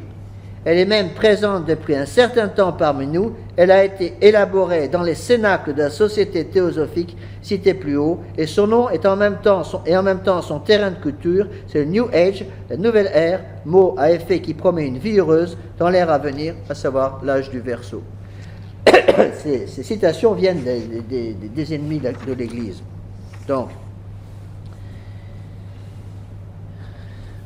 que ceci ne soit pas une affirmation à la légère, ou pire une approximation facile, que nous trouvions face à des gens à prendre au sérieux, qui disposent de moyens importants, décidés à conditionner tout aspect de la vie personnelle et sociale de l'individu pour arriver à leur propre objectif de domination globale, voilà une thèse qui, compte tenu de ce qui a été exposé jusqu'à maintenant, ne devrait pas sembler invraisemblable. Et ensuite, donc, il est pourtant utile de rapporter ici 2 citations de personnages qui ne sont pas précisément des marginaux. L'une est de George Walker Bush, président américain, 33e degré du rite écossais, ancien accepté membre de la haute finance internationale, et de cercles mondialistes très proches de l'autorité, l'autre d'Alice Bailey, encore un nom qu'il faut connaître, B-A-I-L-E-Y. Théosophe, société théosophique, théosophe distinguée de la première moitié du siècle et fondatrice en 1922 de ce qu'ils appelaient le Lucifer Trust, qu'ils ont changé ensuite en Lucis Trust. Le vrai nom, c'est Lucifer Trust. Charmant pour un nom d'organisation qui veut s'occuper de la régénération des intelligences humaines. Organisation non gouvernementale à statut consultatif auprès du Conseil économique et social des Nations Unies avec siège à New York, Londres et Genève. Alice Bailey fut un véritable maître à penser de la théosophie à l'égal de sa fondatrice Elena Petrovna Blavatsky et d'Annie Besant.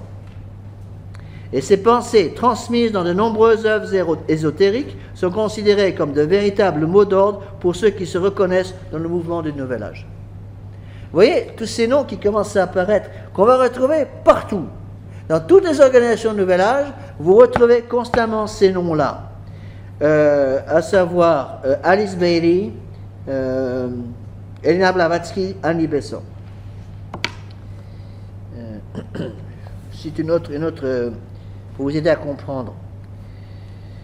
Il est tout aussi intéressant d'apprendre que le Skull and Bones, la société maçonnique Skull and Bones, c'était c'est-à-dire le crâne et les os. C'est la société dans laquelle militait George Walter Bush. C'est une société de 800 membres associés au mouvement du Nouvel Âge et qui revêt certains aspects satanistes. Donc, je continue ici pour les citations pour vous aider à comprendre tout ça. Un autre nom, c'est Aleister Crowley. C'est C-R-O-W-L-E-Y. Aleister Crowley, le fondateur de la religion sataniste aux États-Unis. Bon. Et autre nom, donc, la Fabian Society, j'en ai déjà un petit peu parlé. Et voilà ce qu'ils disent ici. Dans les rangs de la Fabian Society, une société secrète supérieure née en 1884 dont l'objectif était de répandre dans ses diverses formes le socialisme dans le monde. Dans les rangs de la Fabian Society, comme par hasard, militait aussi Annie Besant, 1847-1933, qui en 1891 succéda à la direction de la société théosophique à sa fondatrice Elena Petrovna Blavatsky. Annie Besant avait alors atteint le 33e degré dans la maçonnerie du rite écossais et le grade de grand inspecteur du rite égyptien de Memphis-Misraïm. Vous voyez comment on retrouve toujours les mêmes noms de toutes ces personnes qui tirent les ficelles. Alors, dernière citation sur ce sujet. Quant à Alice Bailey, héritière d'Annie Besant, encore elle, et de Elena Blavatsky, elle est considérée comme la prophétesse officielle de la religion du Nouvel Âge. Pour présenter ce personnage et la doctrine qu'elle professait, il nous suffira de la citation suivante. Donc ça, c'est Alice Bailey, Blavatsky, Annie Besant. J'ai dit, il y a des années, que la guerre qui pourra suivre celle-ci, à savoir la Seconde Guerre mondiale, sera une guerre de religion. Une telle guerre ne provoquera pas une boucherie comme celle que nous avons connue, elle sera en grande partie faite avec des armes mentales, c'est-à-dire l'évocation et l'invocation des démons dans le monde de la pensée. Donc changer la façon de penser des gens. Bon, je pourrais vous citer pendant des heures ces citations, mais ceci pour vous expliquer donc l'influence absolument considérable de cette femme, à savoir Annie Besant. Donc, pour arriver à comprendre cela, il faut réaliser que donc on distingue dans le scoutisme deux choses. Partie pratique qui ne m'intéresse pas, enfin qui est intéressante en soi, qui n'est pas mauvaise pour les enfants, qui leur fait même beaucoup de bien, à savoir apprendre aux enfants à se débrouiller. Ce n'est pas de ce scoutisme-là dont je parle.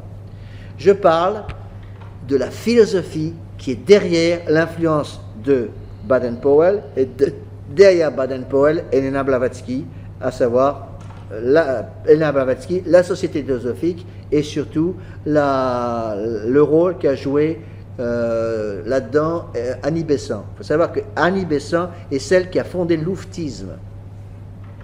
Il y a l'influence où il est tout petit. Louveteau, il commence à, je ne sais pas quel âge maintenant, 7-8 ans, quelque chose comme ça, à peu près. Bon. Pourquoi croyez-vous que le gouvernement est en train de faire passer des nouvelles lois actuellement pour obliger les enfants de 3 ans à aller à l'école? Même 2 ans? Possible, oui. 2-3 ans à aller à l'école, c'est pas pour rien. D'accord? Donc, il y a derrière tout ça donc une spiritualité scout. Je prends souvent une comparaison qui ne plaît pas du tout à certaines personnes, mais je la donne quand même, parce que ça vous aidera à comprendre. Si vous voulez, la spiritualité du scoutisme est au Nouvel Âge ce que, si vous voulez, la jeunesse hitlérienne était au système du national-socialisme. Hitler, quand il a voulu faire passer le national-socialisme, n'a pas arrêté de vouloir attraper les enfants le plus tôt possible. Donc on les formait dans la jeunesse hitlérienne pour les couper complètement du bon Dieu. Donc ça, il faut connaître et bien savoir toutes ces choses-là. Alors je vous donne un exemple qui est aussi important. Quand j'ai publié tout ça, donc j'ai eu toute une série de gens qui m'ont injurié pas mal. Et entre autres des gens qui me disaient vous ne connaissez rien au scoutisme. Donc parlez pas de ce que vous ne connaissez pas. Alors une fois j'ai dû leur clore le bec. Et je leur ai clos le bec avec une chose qu'ils connaissaient bien sûr pas du tout. C'est que dans le scoutisme, il y a une chose qui s'appelle la totémisation. Bon, ça c'est quelque chose de purement maçonnique. On cache les identités derrière des noms. Bon, en général des noms d'animaux. Alors vous êtes peut-être totémisé comme le hibou de la Grande Mue, je sais pas trop quoi. Mais en fait ça veut dire quelque chose derrière. Bon. Et j'ai eu avec moi un prêtre dont je ne donnerai pas le nom, qui était scout à 450% au moins. Bon, c'était vraiment scoutisme avant toute chose, presque à la limite, il était scout avant d'être catholique. Mais c'était un bon point sur un tas de choses, mais alors là-dessus, c'était intouchable. Le scoutisme, pour lui, c'était la 4e personne de la Sainte Trinité. Et il m'a fait savoir plusieurs fois que je n'avais pas le droit de parler du scoutisme, parce que je ne connaissais rien au scoutisme. Bon. Et j'en ai eu assez. Et un jour, je lui ai dit, Monsieur l'abbé, j'ai dit à plusieurs autres personnes, Monsieur l'abbé, est-ce que vous connaissez quelqu'un qui s'appelle dans le scoutisme Oncle Bob? Alors, il m'a regardé de travers, et je lui ai dit, vous avez entendu parler d'Oncle Bob et de Vieux Castor. C'était les 2 noms de totem des fondateurs du scoutisme de Baden-Powell en France. Tous les scouts savent que les 2 personnes qui ont fondé le scoutisme en France, le scoutisme de Baden-Powell, c'est 2 personnes qui se cachent derrière des noms d'emprunt qui sont des noms de totem. Le premier se cache sous le nom de Vieux Castor et le deuxième sous le nom de Oncle Bob. Bon. Vieux Castor a fait connaître le scoutisme dans le monde entier, toujours en train de voyager. Celui qui a en fait dirigé le scoutisme en France, l'implantation du scoutisme de Baden-Powell en France, surtout après la Deuxième Guerre mondiale, et même avant, c'était donc celui qui se cachait sous le nom de Oncle Bob. Alors j'ai regardé mes scouts en face, cet abbé en face, je lui ai dit, est-ce que vous connaissez le vrai nom d'Oncle Bob? Il ne connaissait pas. Je peux vous le donner, il s'appelait Robert Lafitte. C'était mon grand-père. Bon. Je ne suis pas fier du tout, mais c'est un fait. Bon. J'ai toute une série de gens très bien dans mes ascendants. Pierre de Guillebon m'a dit il n'y a pas longtemps que j'avais parmi les membres de ma famille des pirates qui faisaient du trafic d'esclaves pendant la guerre des États-Unis. Enfin, des gens très très bien. Bon, je ne suis pas particulièrement fier d'eux, mais c'est des faits. Donc j'ai été formé dans cette... Parce que mon père a été imprégné de ces idées-là de son père. Donc mon grand-père a fait passer dans tous les membres de sa famille ces idées-là, qui sont vraiment les idées de la société philosophique. Bon, espérons qu'il s'est un peu converti à la fin de sa vie, Dieu merci. J'espère qu'il est mort en état de grâce, priez pour lui. Mais c'est pour vous faire comprendre que je ne parle pas de choses que je ne connais pas, parce que souvent c'est un argument qu'on a. Et par exemple, mon grand-père, donc Robert Lafitte, avait à l'époque, après la Deuxième Guerre mondiale, il a récupéré un château de famille, un château qui est le château de ma famille, à Verberie, près de Verberie, donc dans l'Oise. Et c'est là qu'il a formé tous les chefs du scoutisme de Baden-Powell. Pratiquement tous étaient formés là. Bon. Donc vous voyez que c'était tout à fait un état d'esprit. Bon. Alors Baden-Powell, pour revenir un petit peu à nos moutons, essayer de finir avant minuit, j'ai promis que je ne garderai pas plus de 2 heures. Donc prenez en bas de la page 1 de numéro 56, lettre 56, Donc, Baden-Powell était franc-maçon, très versé dans la société occulte et faisant partie de la société théosophique. Si vous ne croyez pas, demandez à n'importe quel scout, ou des gens qui sont des chefs scouts, ou des gens qui vous parlent du scoutisme en longueur de journée, vous leur demandez la question, mais Baden-Powell n'était pas maçon? Dans quelle société maçonnique avait-il été formé? Ils ne répondent jamais. En général, ils ne savent même pas d'ailleurs. Vous pouvez leur dire, il a été formé dans la société théosophique. Société théosophique dont le principe fondateur, donc dans ce qu'ils appellent les bylaws aux États-Unis, dans les lois, les textes de fondation, disent expressément, nous sommes ici dans la société théosophique, notre but c'est l'éradication du christianisme de la face de la terre. Charmant. Donc Baden-Powell faisait partie d'une société maçonnique, la société théosophique, dont le but était l'éradication du christianisme de la face de la terre. Quand on vient me sortir après, que quand on met ses enfants dans les scouts, chez les scouts, on n'a pas ce but en vue. Je veux bien. N'empêche que quand vous regardez, par exemple, les publications, je l'ai fait, les publications de la société de Sainte-Croix de Riaumont, société catholique imprégnée de scoutisme, leur référence constante, c'est qui? Baden-Powell. Baden-Powell revient partout dans toutes leurs revues. Donc c'est bien pour montrer l'influence de Baden-Powell sur le scoutisme. Est-il possible de séparer le scoutisme de l'influence de Baden-Powell? Quand vous posez cette question aux scouts, ils vous disent non, c'est impossible. Ce qu'il faut savoir, encore une fois, c'est que derrière Baden-Powell, il y avait Annie Besant. Et Annie Besant n'était pas simplement un petit sous-fifre, une balayeuse de trottoir qui travaillait pour le Nouvel Âge ou pour la société théosophique. C'était non pas la fondatrice, c'est Alina Blavatsky qui a fondé, c'était celle qui a dirigé la société théosophique. Donc Baden-Powell était franc-maçon, très versé dans la société occulte et faisait partie de la société théosophique. Cette branche maçonnique gnostique, illuministe et ésotérique, tout ça à la fois, particulièrement dangereuse, avait été fondée en 1875 aux États-Unis par Elena Petrovna Blavatsky, qui niait l'historicité de Jésus-Christ. L'objectif déclaré de cette secte, je viens de vous citer, effacer le christianisme de la face de la terre et de chasser Dieu des cieux. Bon, je vous donne la phrase exacte, c'est très intéressante.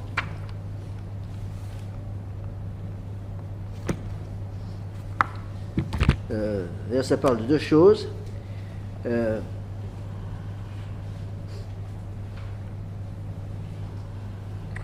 Alors, je vous donne tout le passage parce que ça vous aidera à comprendre certaines choses. Là, la citation va parler de deux personnes. Une, c'est Elena Blavatsky et l'autre, c'est Maria Montessori. Je vous parle de ça parce que dans les milieux de tradition, Montessori, le système Montessori d'éducation par les écoles a une certaine ouverture. Maria Montessori fut la fondatrice de la méthode didactique qui porte son nom et qui fut propagée par la société théosophique de Elena Petrovna Blavatsky. Or, qui se ressemble, s'assemble. Moi, si mes œuvres étaient diffusées par la société théosophique qui se réunit tous les 36 du mois ici à Nantes quelque part, ça poserait quand même des problèmes. Donc je répète, Maria Montessori fut la fondatrice de la méthode didactique qui porte son nom et qui fut propagée par la société théosophique de Elena Blavatsky, société à laquelle Maria Montessori appartenait. Donc comme par hasard, Montessori était aussi une théosophe. Ceci est cité par un théosophe qui s'appelle René Guénon. Vous avez entendu parler de René Guénon? Bien, c'est les mêmes idées. La société théosophique est une société illuministe fondée en 1875 par une occultiste russe, Elena Petrovna Blavatsky, société dans laquelle, sous le prétexte d'une connaissance universelle et exclusive, les thèmes lucifériens ne sont pas marginaux. Il suffit de penser que l'objectif déclaré de la société théosophique était d'effacer le christianisme de la face de la terre, de chasser Dieu des cieux. Et elle en arrivait, logiquement, à nier l'historicité de notre Seigneur Jésus-Christ. Voilà, donc, qui était Elena Blavatsky. Mettez-vous dans la tête qu'Annie Besant était pire que Blavatsky. Parce que Elena Blavatsky, si vous voulez, avait une présentation physique assez désastreuse, c'est bon qu'on puisse dire. Bon, tandis que Elena Blavatsky, c'est un peu comme Margaret Sanger. Margaret Sanger, pour faire passer toutes ses idées pour l'introduction de l'idéal de l'avortement, du contrôle des naissances et tout ça, s'était fait publier, j'ai vu la photo, elle se faisait connaître sous une photo qui a fait le tour du monde, une femme extrêmement belle, très bien habillée, tenant 2 enfants amoureusement dans les mains. Et donc elle faisait croire qu'elle était parfaitement maternelle. C'était ses 2 enfants. Et derrière, elle utilisait son image pour faire passer la mentalité contraceptive dans le monde entier. Et elle a réussi. Donc, on continue. Alors, une autre citation que je voudrais vous donner, qui est très importante aussi. Pour ceux qui ont ce livre, donc, il est en vente chez Monsieur Wick, le vend. Hein, vous pouvez l'avoir là-bas. Et à Chira aussi, certainement. Deuxième citation, page 125.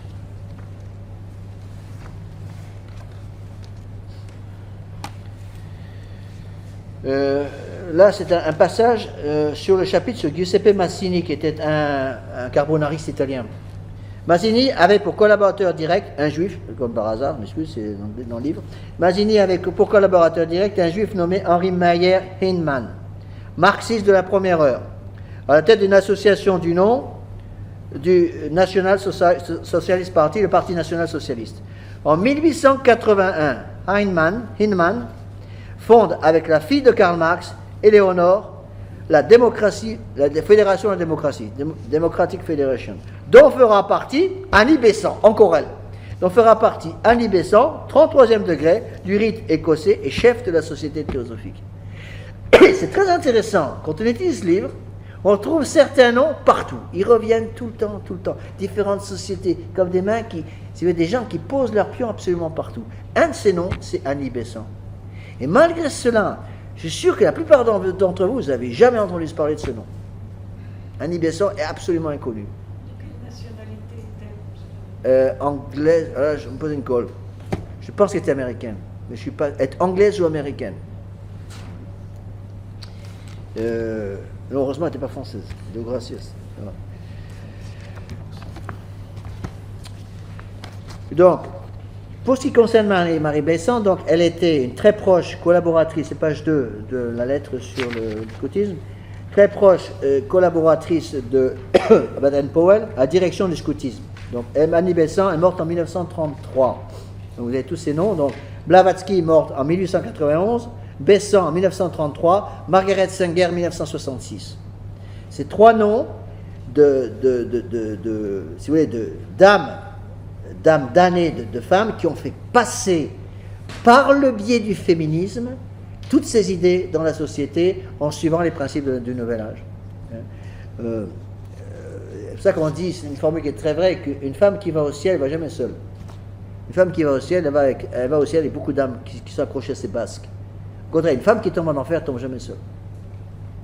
Et c'est un des dangers, j'irai contre les femmes, rassurez-vous, hein, mais un des dangers, si vous voulez, c'est que ces femmes, surtout Besant et Margaret Sanger, ont réussi à cacher leur jeu, si vous voulez, leur désir de détruire les âmes, sous une grande femme bien souriante, bien, avec toutes les vertus naturelles que vous verrez. C'est ça qui trompe les gens. Donc, j'ai mis ici la citation en page 2 d'Annie Besant, en 1880, au cours d'un congrès de libres penseurs à Bruxelles. Donc, je l'ai déjà cité, il faut avant tout combattre Rome et ses prêtres, lutter partout contre le christianisme et chasser Dieu du ciel. Nous voulons un nouveau ciel, une nouvelle terre, édifiée sur les ruines de l'ancienne civilisation chrétienne. Donc, ils veulent quoi? Une nouvelle société, un nouvel ordre de religieux, un nouveau gouvernement mondial. Alors, intéressant de voir l'Église catholique, donc Annie Besant est morte en 1933. Baden-Powell, j'ai oublié de regarder la date de mort de Baden-Powell, je l'ai noté quelque part, mais je ne sais plus où. Baden-Powell, j'ai oublié de chercher ça. Bon. Je ne me rappelle plus en quelle année est mort Baden-Powell. Il a dû mourir, je pense, autour des années 1920, l'abbé Guibon, vous pouvez regarder dans votre ordinateur de poche. Je n'ai pas l'année de mort de Baden-Powell. Donc, c'est intéressant à savoir que, donc, dès que ces idées, scoutisme, scout si vous voulez, je parle du scoutisme de Baden-Powell, scoutisme d'Annie Besant. En 1941, c'est plus tard que je pensais. Donc, Baden-Powell, il est mort en 1941. Donc, je reprends ces dates qui sont très importantes. Blavatsky au départ, 1891, date de sa mort. La Société théosophique a été fondée en 75, donc ne pas oublier ces dates. Fondation de la Société théosophique par Blavatsky, 1875. Mort de Blavatsky, 1891. Mort d'Annie Besant, qui est celle qui a succédé à Blavatsky à la tête de la Société théosophique. Annie Besant, morte en 1933. Baden-Powell, membre de la Société théosophique, mort en 1941. Et Margaret Sanger, donc celle qui a fondé le planning familial, morte en 1966. Et ce sont tous ces gens, si vous voulez, toutes ces personnes qui ont infiltré, si vous voulez, les mouvements qui dirigeaient les pensées, les sociétés de pensée, afin de mouler les familles par les femmes, de mouler par l'intermédiaire du féminisme, mouler les familles dans un système de pensée qui détruirait la famille. Donc c'est une auto-destruction de la famille orchestrée par des femmes qui ont perdu la moralité et tout contact avec Dieu. Donc il n'y a pas besoin de vous préciser que ce genre d'influence n'a pas pu passer sans si vous voulez, une manifestation de l'Église, donc qui a critiqué, qui a mis en garde très tôt. Puisque les premières mises en garde de l'Église datent des années 1911. Nous sommes sous Saint-Pédis. Le Saint-Siège fait une première mise en garde. Le scoutisme se développe en dehors du catholicisme, donc contre le catholicisme. L'Église catholique se dressa sans tarder contre le scoutisme de Baden-Powell. Elle fut la première à percevoir et à proclamer la parenté du scoutisme de la franc-maçonnerie. Alors, je passe sur le reste, vous pourrez lire par vous-même. Une autre citation de l'évêque d'Angoulême de l'époque. Le scoutisme imite trop la franc-maçonnerie pour ne pas poursuivre le même but. Il en a l'initiation, le serment, les grades, les épreuves, les mots et les signes de reconnaissance et de salut. Alors, précisons donc les grands axes, page 2, deuxième colonne, les principes dangereux de Baden-Powell. Donc, là, on va essayer un petit peu... Ça va être plus facile à comprendre maintenant que je vous ai expliqué. J'ai essayé au moins de vous expliquer le principe du nouvel âge et essayer de passer maintenant d'expliquer quels sont les principes de Baden-Powell. Bon. Le premier principe de Baden-Powell, encore une fois, n'oubliez pas que Baden-Powell est la pointe d'une épée qui est dirigée par une autre main. Donc Baden-Powell, est-ce que Baden-Powell était un idiot utile? J'en sais rien. J'ai du mal à croire que Baden-Powell était complètement stupide. Mais ce qui est sûr et certain, c'est que Annie Besant manœuvrait et manipulait Baden-Powell. Mais j'ai du mal à croire que Baden-Powell était un idiot utile, parce que Baden-Powell était lui-même membre de la Société théosophique. Ils n'acceptent pas dans la Société philosophique des idiots utiles. Les idiots utiles, ils ont accepté dans les premiers grades de la franc-maçonnerie, pas dans la Société théosophique. Donc vraisemblablement, je maintiens que Baden-Powell avait des idées pareilles, membre d'une société aussi dangereuse que la Société théosophique, ne pouvait pas ne pas savoir. Donc premier principe, la grande fraternité scout. La fraternité scout, c'est un mot qui traduit une réalité très importante. Cette grande fraternité scout divise le monde en deux, les initiés et les non-initiés. J'en ai souffert suffisamment, j'ai vu ça de mes propres yeux, avec ce prêtre qui était avec moi, qui était un scout, je vous le dis à 450%, encore je suis gentil, il me considérait comme non-initié, c'était clair, il parlait jamais du scoutisme devant moi. Mais ça ressortait tout le temps dans tout ce qu'il disait. Et pour lui, j'étais un non-initié. Donc je valais rien parce que je ne connaissais pas le scoutisme, je n'adorais pas Baden-Powell comme les scouts. Beaucoup de scouts. Donc la grande fraternité scout. Donc, le scoutisme, n'oubliez pas que le scoutisme de Baden-Powell est né laïque. Et non confessionnel. Donc vous allez retrouver dans les principes de Baden-Powell tous les principes de laïcisme. Lorsque les scouts de différentes tendances se retrouvent, ils cherchent instinctivement à pratiquer cette grande fraternité dont ils parlent constamment et essaient donc toujours de cacher les différences doctrinales qui les séparent pourtant en profondeur.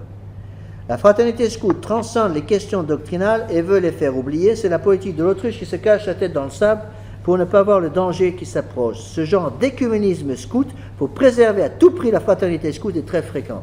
J'ai vu de mes yeux ce prêtre qui était avec moi, donc qui était super scout en quelque sorte, dès qu'il était avec des gens du scoutisme, des prêtres scouts, Même des prêtres qui étaient, je dirais, de lignes complètement différentes de la nôtre, même à l'époque, par exemple, il y avait un autre prêtre qui était encore un scout à 450%, un autre prêtre qui était dans la Société Saint-Pierre.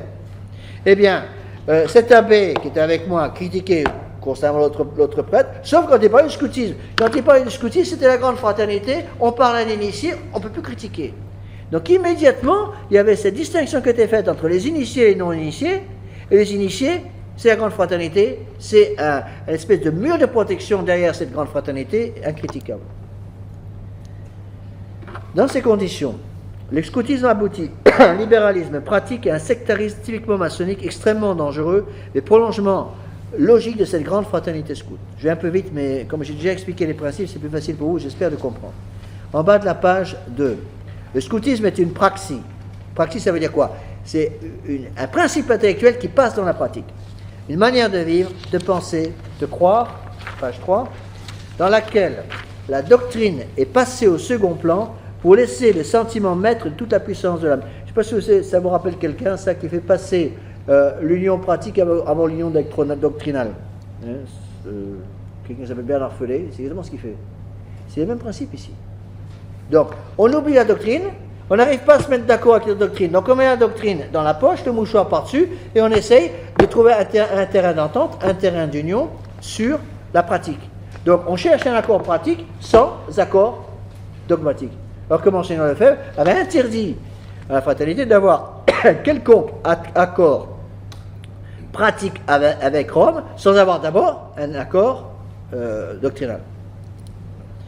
Donc, premier point, c'est donc la grande fraternité scout. C'est-à-dire, dès que les scouts sont ensemble, ils oublient tout le reste, ils oublient toutes leurs divergences, ils sont unis par ce scoutisme. Deuxième chose, la spiritualité scout. J'ai déjà un peu parlé. À tel point, je vous ai dit qu'il existe donc un ordre religieux scout qui s'appelle l'ordre de Sainte-Croix de Riaumont. Riaumont, c'est près de Lille, près de Valenciennes, dans le nord. Donc, là encore, on retrouve dans toutes les publications de Riaumont, qui étaient fondées, je crois, par le Père Revé, on retrouve dans toutes les publications de Riaumont, ça j'ai vérifié de mes propres yeux, on retrouve tout le temps la référence à Baden-Powell. Bon, si au moins les scouts catholiques avaient compris le danger de Baden-Powell et de sa théosophie par derrière, avec son appartenance à la société théosophique, et qui coupaient complètement le scoutisme de l'influence de Baden-Powell, ça pourrait on pourrait examiner la chose, mais ce n'est même pas le cas. Troisième chose. Donc, troisième point, principe dangereux de Baden-Powell, le livre de la jungle. Donc ça, c'est Rudyard Kipling. Rudyard Kipling est un Rose-Croix, donc une autre société maçonnique, membre de la Société rosicrucienne anglaise. Il est à la base du louvetisme scout, et le louvetisme scout, donc, a été fondé en fait par Annie Besant. Bon. Alors, vous connaissez le livre de la jungle, tout le monde connaît ce livre, et qui est un livre complètement naturaliste. C'est l'histoire d'un petit garçon Mowgli qui est élevé par les loups, tout se passe très bien. En conséquence, la nature humaine est bonne. Et tant qu'on ne les met pas en contact avec d'autres hommes, tout va très bien. Or, l'Église catholique enseigne que l'homme est né dans le mal à cause du péché originel. Alors, il y a toute une série de choses, c'est des détails, mais ce ne sont pas des détails en fait, c'est des choses qui, quand elles sont mises ces choses bout à bout, forment une chaîne invraisemblable. Donc on trouve dans le principe de Baden-Powell un naturalisme total. Naturalisme, c'est-à-dire la nature seule, la grâce n'est pas nécessaire. Et ce naturalisme est présent partout dans le scoutisme. Par exemple, j'ai vu ça, vous connaissez aussi ça, surtout dans le louvetisme, on refuse d'utiliser pour les enfants qui s'adressent à leur cheftaine, n'ont pas le droit d'utiliser leur prénom de baptême, mais utilisent des prénoms païens qui viennent du livre de la jungle. Alors, par exemple, on parlera à Bagheera, à Akela ou à Shere Khan. Bon, c'est-à-dire à des gens des titres, de noms qui apparaissent dans le livre de la jungle. Et vous voyez très bien comment une jeune fille, par exemple, qui est une bonne fille, je suis sûr, qui fait du scoutisme, du louvetisme pour les enfants, essaie d'aider les enfants, le fait qu'elle se fasse appeler Akela ou Bagheera, ça introduit, si vous voulez, une notion qui est complètement païenne. Et ça, c'est très dangereux. Aussi, une chose qui est très, très importante, c'est la notion de la BA, la bonne action, très importante pour les petits et dans le scoutisme. Mais la BA de Baden-Powell, donc d'Annie Besant, est une BA, une bonne action purement naturaliste. La BA, ce sera d'aider une petite vieille dame à passer le scoutisme, à passer je sais pas, une rue, par exemple, un carrefour dangereux sans se faire écraser par les voitures. Voilà, c'est un peu ça. Ça n'a rien à voir avec la bonne action du catholique. Donc, je reproche au scoutisme, si vous voulez, dans ses principes de Baden-Powell, de naturaliser complètement les enfants qui passent par eux. Donc, sans la grâce surnaturelle, nos actions ne valent plus rien, n'ont plus aucune valeur surnaturellement devant Dieu. Une autre chose aussi qui m'a beaucoup frappé dans le système scout, c'est le tutoiement généralisé. Les chefs tutoient leurs scouts, et très souvent, l'inverse est aussi fait. Donc là, on touche à un autre point qui me semble extrêmement important, et ça, beaucoup de fidèles, malheureusement, ne le comprennent pas. Le vouvoiement permettait de garder le principe d'autorité. Quand on va détruire le principe d'autorité, une des premières choses à faire, c'est détruire le système du vouvoiement. Le vouvoiement fixe les différences entre les gens, donc pousse à une différence entre les gens, donc lutte contre l'égalitarisme. Pour maintenir l'égalitarisme, les libertés, égalité, fraternité purement maçonnique, qu'est-ce qu'il faut faire? Supprimer le vouvoiement et instituer le tutoiement général. Et donc je pense qu'il est très important de sauver ce vouvoiement, surtout dans nos familles. Je sais bien que c'est des choses qui sont difficiles parce que ce sont des traditions de famille qui ont été perdues de son vouvoiement depuis très longtemps. Et je maintiens que le vouvoiement dans les familles a une importance considérable. D'abord que les enfants apprennent, encore une fois, ce ne sont pas simplement des principes de famille, c'est beaucoup plus profond que ça. Je pense qu'il est important pour les ménages qui se montent de faire très attention à ce que leurs enfants, quand ils sont des enfants, vous voient les parents. Je sais bien que c'est pas passé dans les mœurs, mais ça me semble très important. Parce que le vouvoiement de l'enfant qui vous voit sa mère, qui voit son père, met immédiatement une différence de niveau. Regardez ce qu'ils font dans l'Église moderne. Une des façons qu'ont utilisé les prêtres modernes pour détruire le principe d'autorité, c'est quoi? C'est de ne plus se faire vous voyez, se faire tutoyer et se faire appeler par le prénom. C'est plus appelle-moi monsieur l'abbé, appelle-moi Tim, ou appelle-moi Ted, ou je sais pas quoi. Et par ça, on détruit le principe d'autorité qui est derrière. Ça, c'est absolument capital. Et vous verrez que dans le système scout, c'est tutoiement partout. Absolument partout. Moi, je maintiens que c'est quelque chose de très important et je conseille fortement, quand je prépare les familles, je n'oublie pas, je prépare les jeunes au mariage, je conseille beaucoup le vouvoiement. Bon, le problème, c'est que si c'est pas passé dans le sang, je dirais, par les traditions de famille, c'est très difficile à introduire. Ce vouvoiement est très très important et j'avoue que bon, moi, je suis très attaché au vouvoiement, c'est vrai, je pars du principe, moi je vois tout le monde, y compris les bébés, comme ça je me trompe jamais. Bon. Et je vois mes parents bien sûr, mes parents je vous vois entre eux, c'est un peu bizarre. Papa vous voit maman, maman tu vois papa, des trucs, encore des affiches ça. Bon, et enfin vous voyez ce que je veux dire par derrière, et c'est très important. Parce que c'est la raison pour laquelle, par exemple, Monseigneur Lefebvre, je mets en note ici, ordonner à tous ces prêtres de se vous voyer entre eux et de vous voyer tous les enfants dans les écoles. Très important de voir aussi qu'un certain nombre de prêtres ont refusé catégoriquement et se tutoyaient constamment au séminaire et tutoyaient constamment les enfants dans les écoles. Alors que Monseigneur Lefebvre avait expressément donné l'ordre à ce qu'on vous voit tous les enfants. Et c'est très important. Parce que quand un prêtre vous voit les enfants, ça donne à la fois une certaine distance, et en même temps, ça donne un respect pour l'âme de l'enfant. Le prêtre n'est plus le petit copain, il devient celui qui a l'autorité. Vous voyez ? J'ai même vu quelques familles, je n'ai pas rencontré souvent dans ma vie, mais il y a quelques familles qui même vont jusqu'à demander non seulement aux enfants de voir leurs parents, mais les parents de voir les enfants. Et je trouve ça magnifique. C'est magnifique, c'est très beau.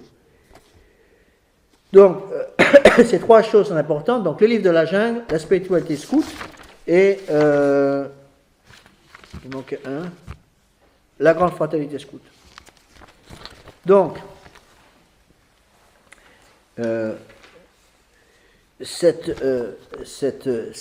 système de pensée, donc j'essaie de vous expliquer, va couper complètement les enfants du milieu de protection qui leur a été donné par le bon Dieu, qui est la protection normale d'un enfant, même pas catholique, d'un enfant. sa famille. Donc le système scout va couper beaucoup trop l'enfant de la famille.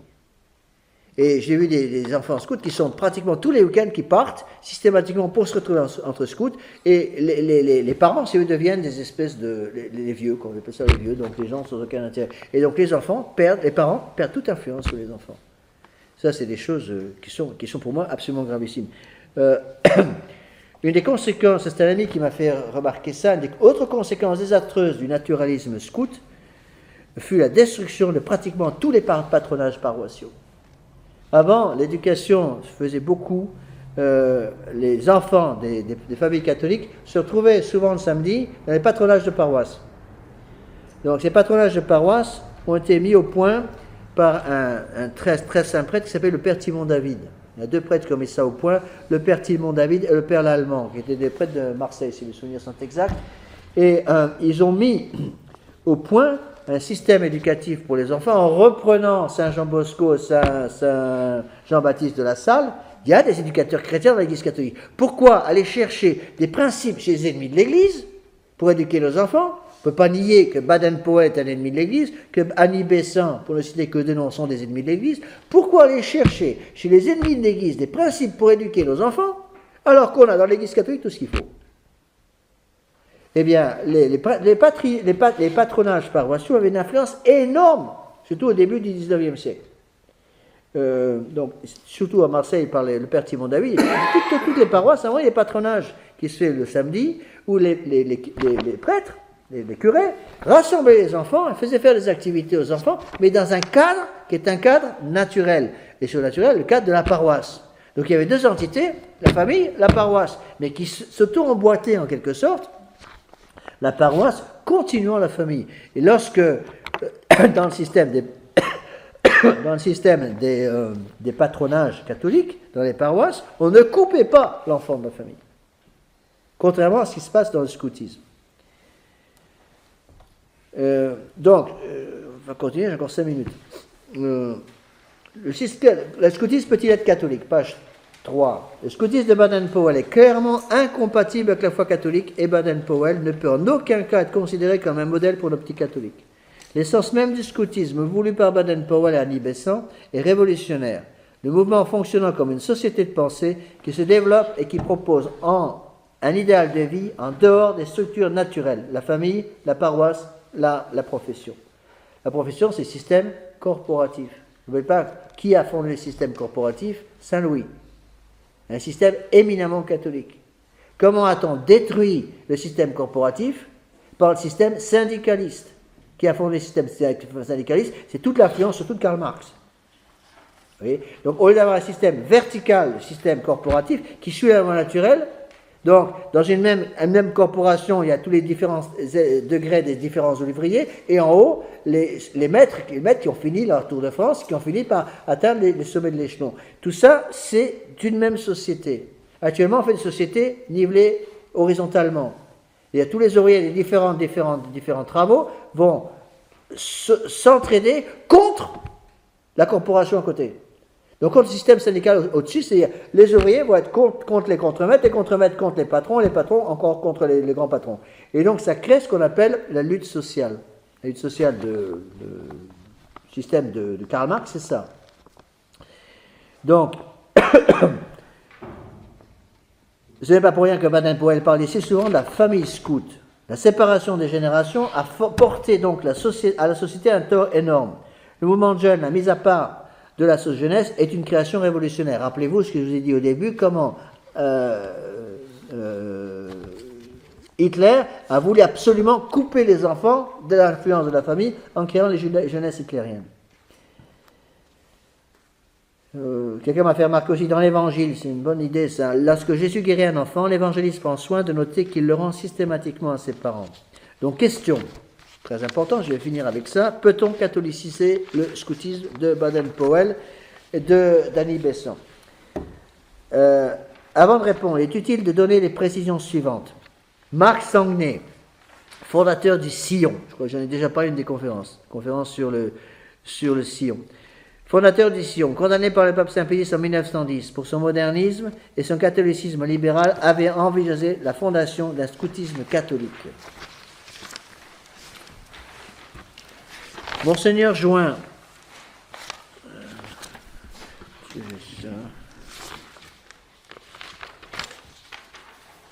Monseigneur Join, autre autorité ecclésiastique en matière de lutte contre la franc-maçonnerie, donc qui était très connu pour sa lutte contre la société maçonnique, dans le risque qu'on appelle la revue internationale des sociétés secrètes, disait, le scoutisme prétendument catholique ayant été préconisé par un Marc Sanlé, qui a été condamné par l'Église, on ne peut que devenir une école d'anarchie, un très grand péril pour les âmes. Le père Sevin, le père Donker, le Shannon Cornett ont essayé avec beaucoup de générosité chrétienne de baptiser le scoutisme de Baden-Powell. Il y a même des textes de Pie XII qui sont adressés, par exemple, il a adressé plusieurs discours aux scouts. Bon, ça ne veut rien dire. En tant que tel, pour le scoutisme d'aujourd'hui, dans l'esprit, quand Pie XII parlait du scoutisme, il ne parlait pas de l'esprit de Baden-Powell, l'esprit de Annie Besson. Bon. C'est comme, il y a eu des textes, par exemple, tout à fait à la fin du règne de Pie XII, il est mort en 58, Pie XII a eu quelques textes sur la télévision qui arrivait. Bon, et ce qu'a dit Pie XII sur ce que pouvait être la télévision, n'est malheureusement pas ce qui est arrivé. La télévision est devenue un outil de destruction des âmes énorme. Et quand Pie XII en parlait, il parlait comme un outil magnifique qui aurait pu être utilisé pour le salut des hommes. Réponse. L'arbre planté par Baden-Powell était tordu par le naturalisme, le libéralisme. Nos bons pères Sevin, Donker et Cornett, de bonne foi, ont tenté de redresser l'arbre, mais ne reviendra-t-il pas toujours à la position d'origine au moindre relâchement? Le tronc même de l'arbre n'était-il pas tordu contre nature? Donc, quelle est la solution? Si le scoutisme catholicisé, donc baptisé, parle toujours autant de Baden-Powell, la grande fraternité scout, de spiritualité scout, et continue d'utiliser le livre de la jungle comme base du louvetisme, ne serait-ce pas la preuve que ce baptême n'a été qu'un plaquage? On a peut-être changé quelques accidents, mais la substance n'est-elle pas restée la même? Et le principe directeur de Baden-Powell ne sont-elles pas en fait toujours là? On change le chef d'orchestre, toujours la même musique. Le scoutisme catholicisé n'a-t-il corrigé que la lettre de la condamnation de Saint-Pédis contre le Sillon? La réponse à cette condamnation n'a-t-elle pas été pour certains au moins une tromperie? Catholicisons le scoutisme et le tour est joué. De plus, pourquoi aller chercher, j'ai dit ça mais je répète, chez les ennemis de l'Église, les protestants, les francs-maçons, les principes éducatifs de nos enfants, alors que l'Église catholique nous apporte tout sur un plateau? Les principes éducatifs d'un Saint Jean Bosco, d'un Saint Jean-Baptiste de la Salle, des Pères Lallemand et Timon David, et de tous les grands éducateurs chrétiens sont bien plus sûrs. Le naturel sans la grâce restera toujours un naturel blessé parce que l'homme est marqué dans le plus profond de sa nature par le péché originel. Il est évident que Baden-Powell et Annie Besson ne croyaient pas au péché originel. Et voilà la conclusion, qui est pour moi très importante. Subordonnons donc le scoutisme aux principes doctrinaux catholiques. Éliminons systématiquement toutes les déviations philosophiques scout, son naturalisme, sa fraternité, sa spiritualité, la cabale initiatique, le livre de la jungle, etc. Le scoutisme sera peut-être plus scout, mais il sera catholique. C'est à tout ce qu'on lui faut, tout ce qu'il lui faut et tout ce que le bon Dieu veut. Donc quand des gens venaient me voir quand j'étais prieur à Lille, en me disant, monsieur l'abbé, est-ce qu'on peut fonder un scoutisme dans la paroisse? Je dis très bien, mais je veux que vous enleviez du scoutisme la philosophie scout, le naturalisme, la fraternité, la spiritualité scout, la cabale initiatique, le livre de la jungle et tous ces machins-là. Toute référence à Baden-Powell et à Annie Besson. Si vous êtes capable de me donner un scoutisme qui a éliminé toutes ces choses qui sont antichrétiennes, je veux bien. Et il me donnait un grand sourire, parti, je ne le voyais plus. D'accord? Donc, je vais arrêter là parce que c'est déjà l'heure. Encore une fois, c'est un peu une gageure de vouloir parler de toutes ces choses qui sont tellement importantes en très peu de temps. Donc, j'espère simplement vous avoir mis un peu l'eau à la bouche. Après, étudiez par vous-même. Il y a toute une série de livres qui ont été publiés. Celui dont je vous ai parlé est certainement un des plus intéressants. Donc, étudiez un petit peu pour connaître ces choses-là et protéger vos enfants. On va finir par une prière. Donc, le prochain cours de doctrine aura lieu le mois prochain, donc le dernier mercredi du mois de février. Je crois que c'est le 27, je ne suis pas sûr. On va terminer par une prière.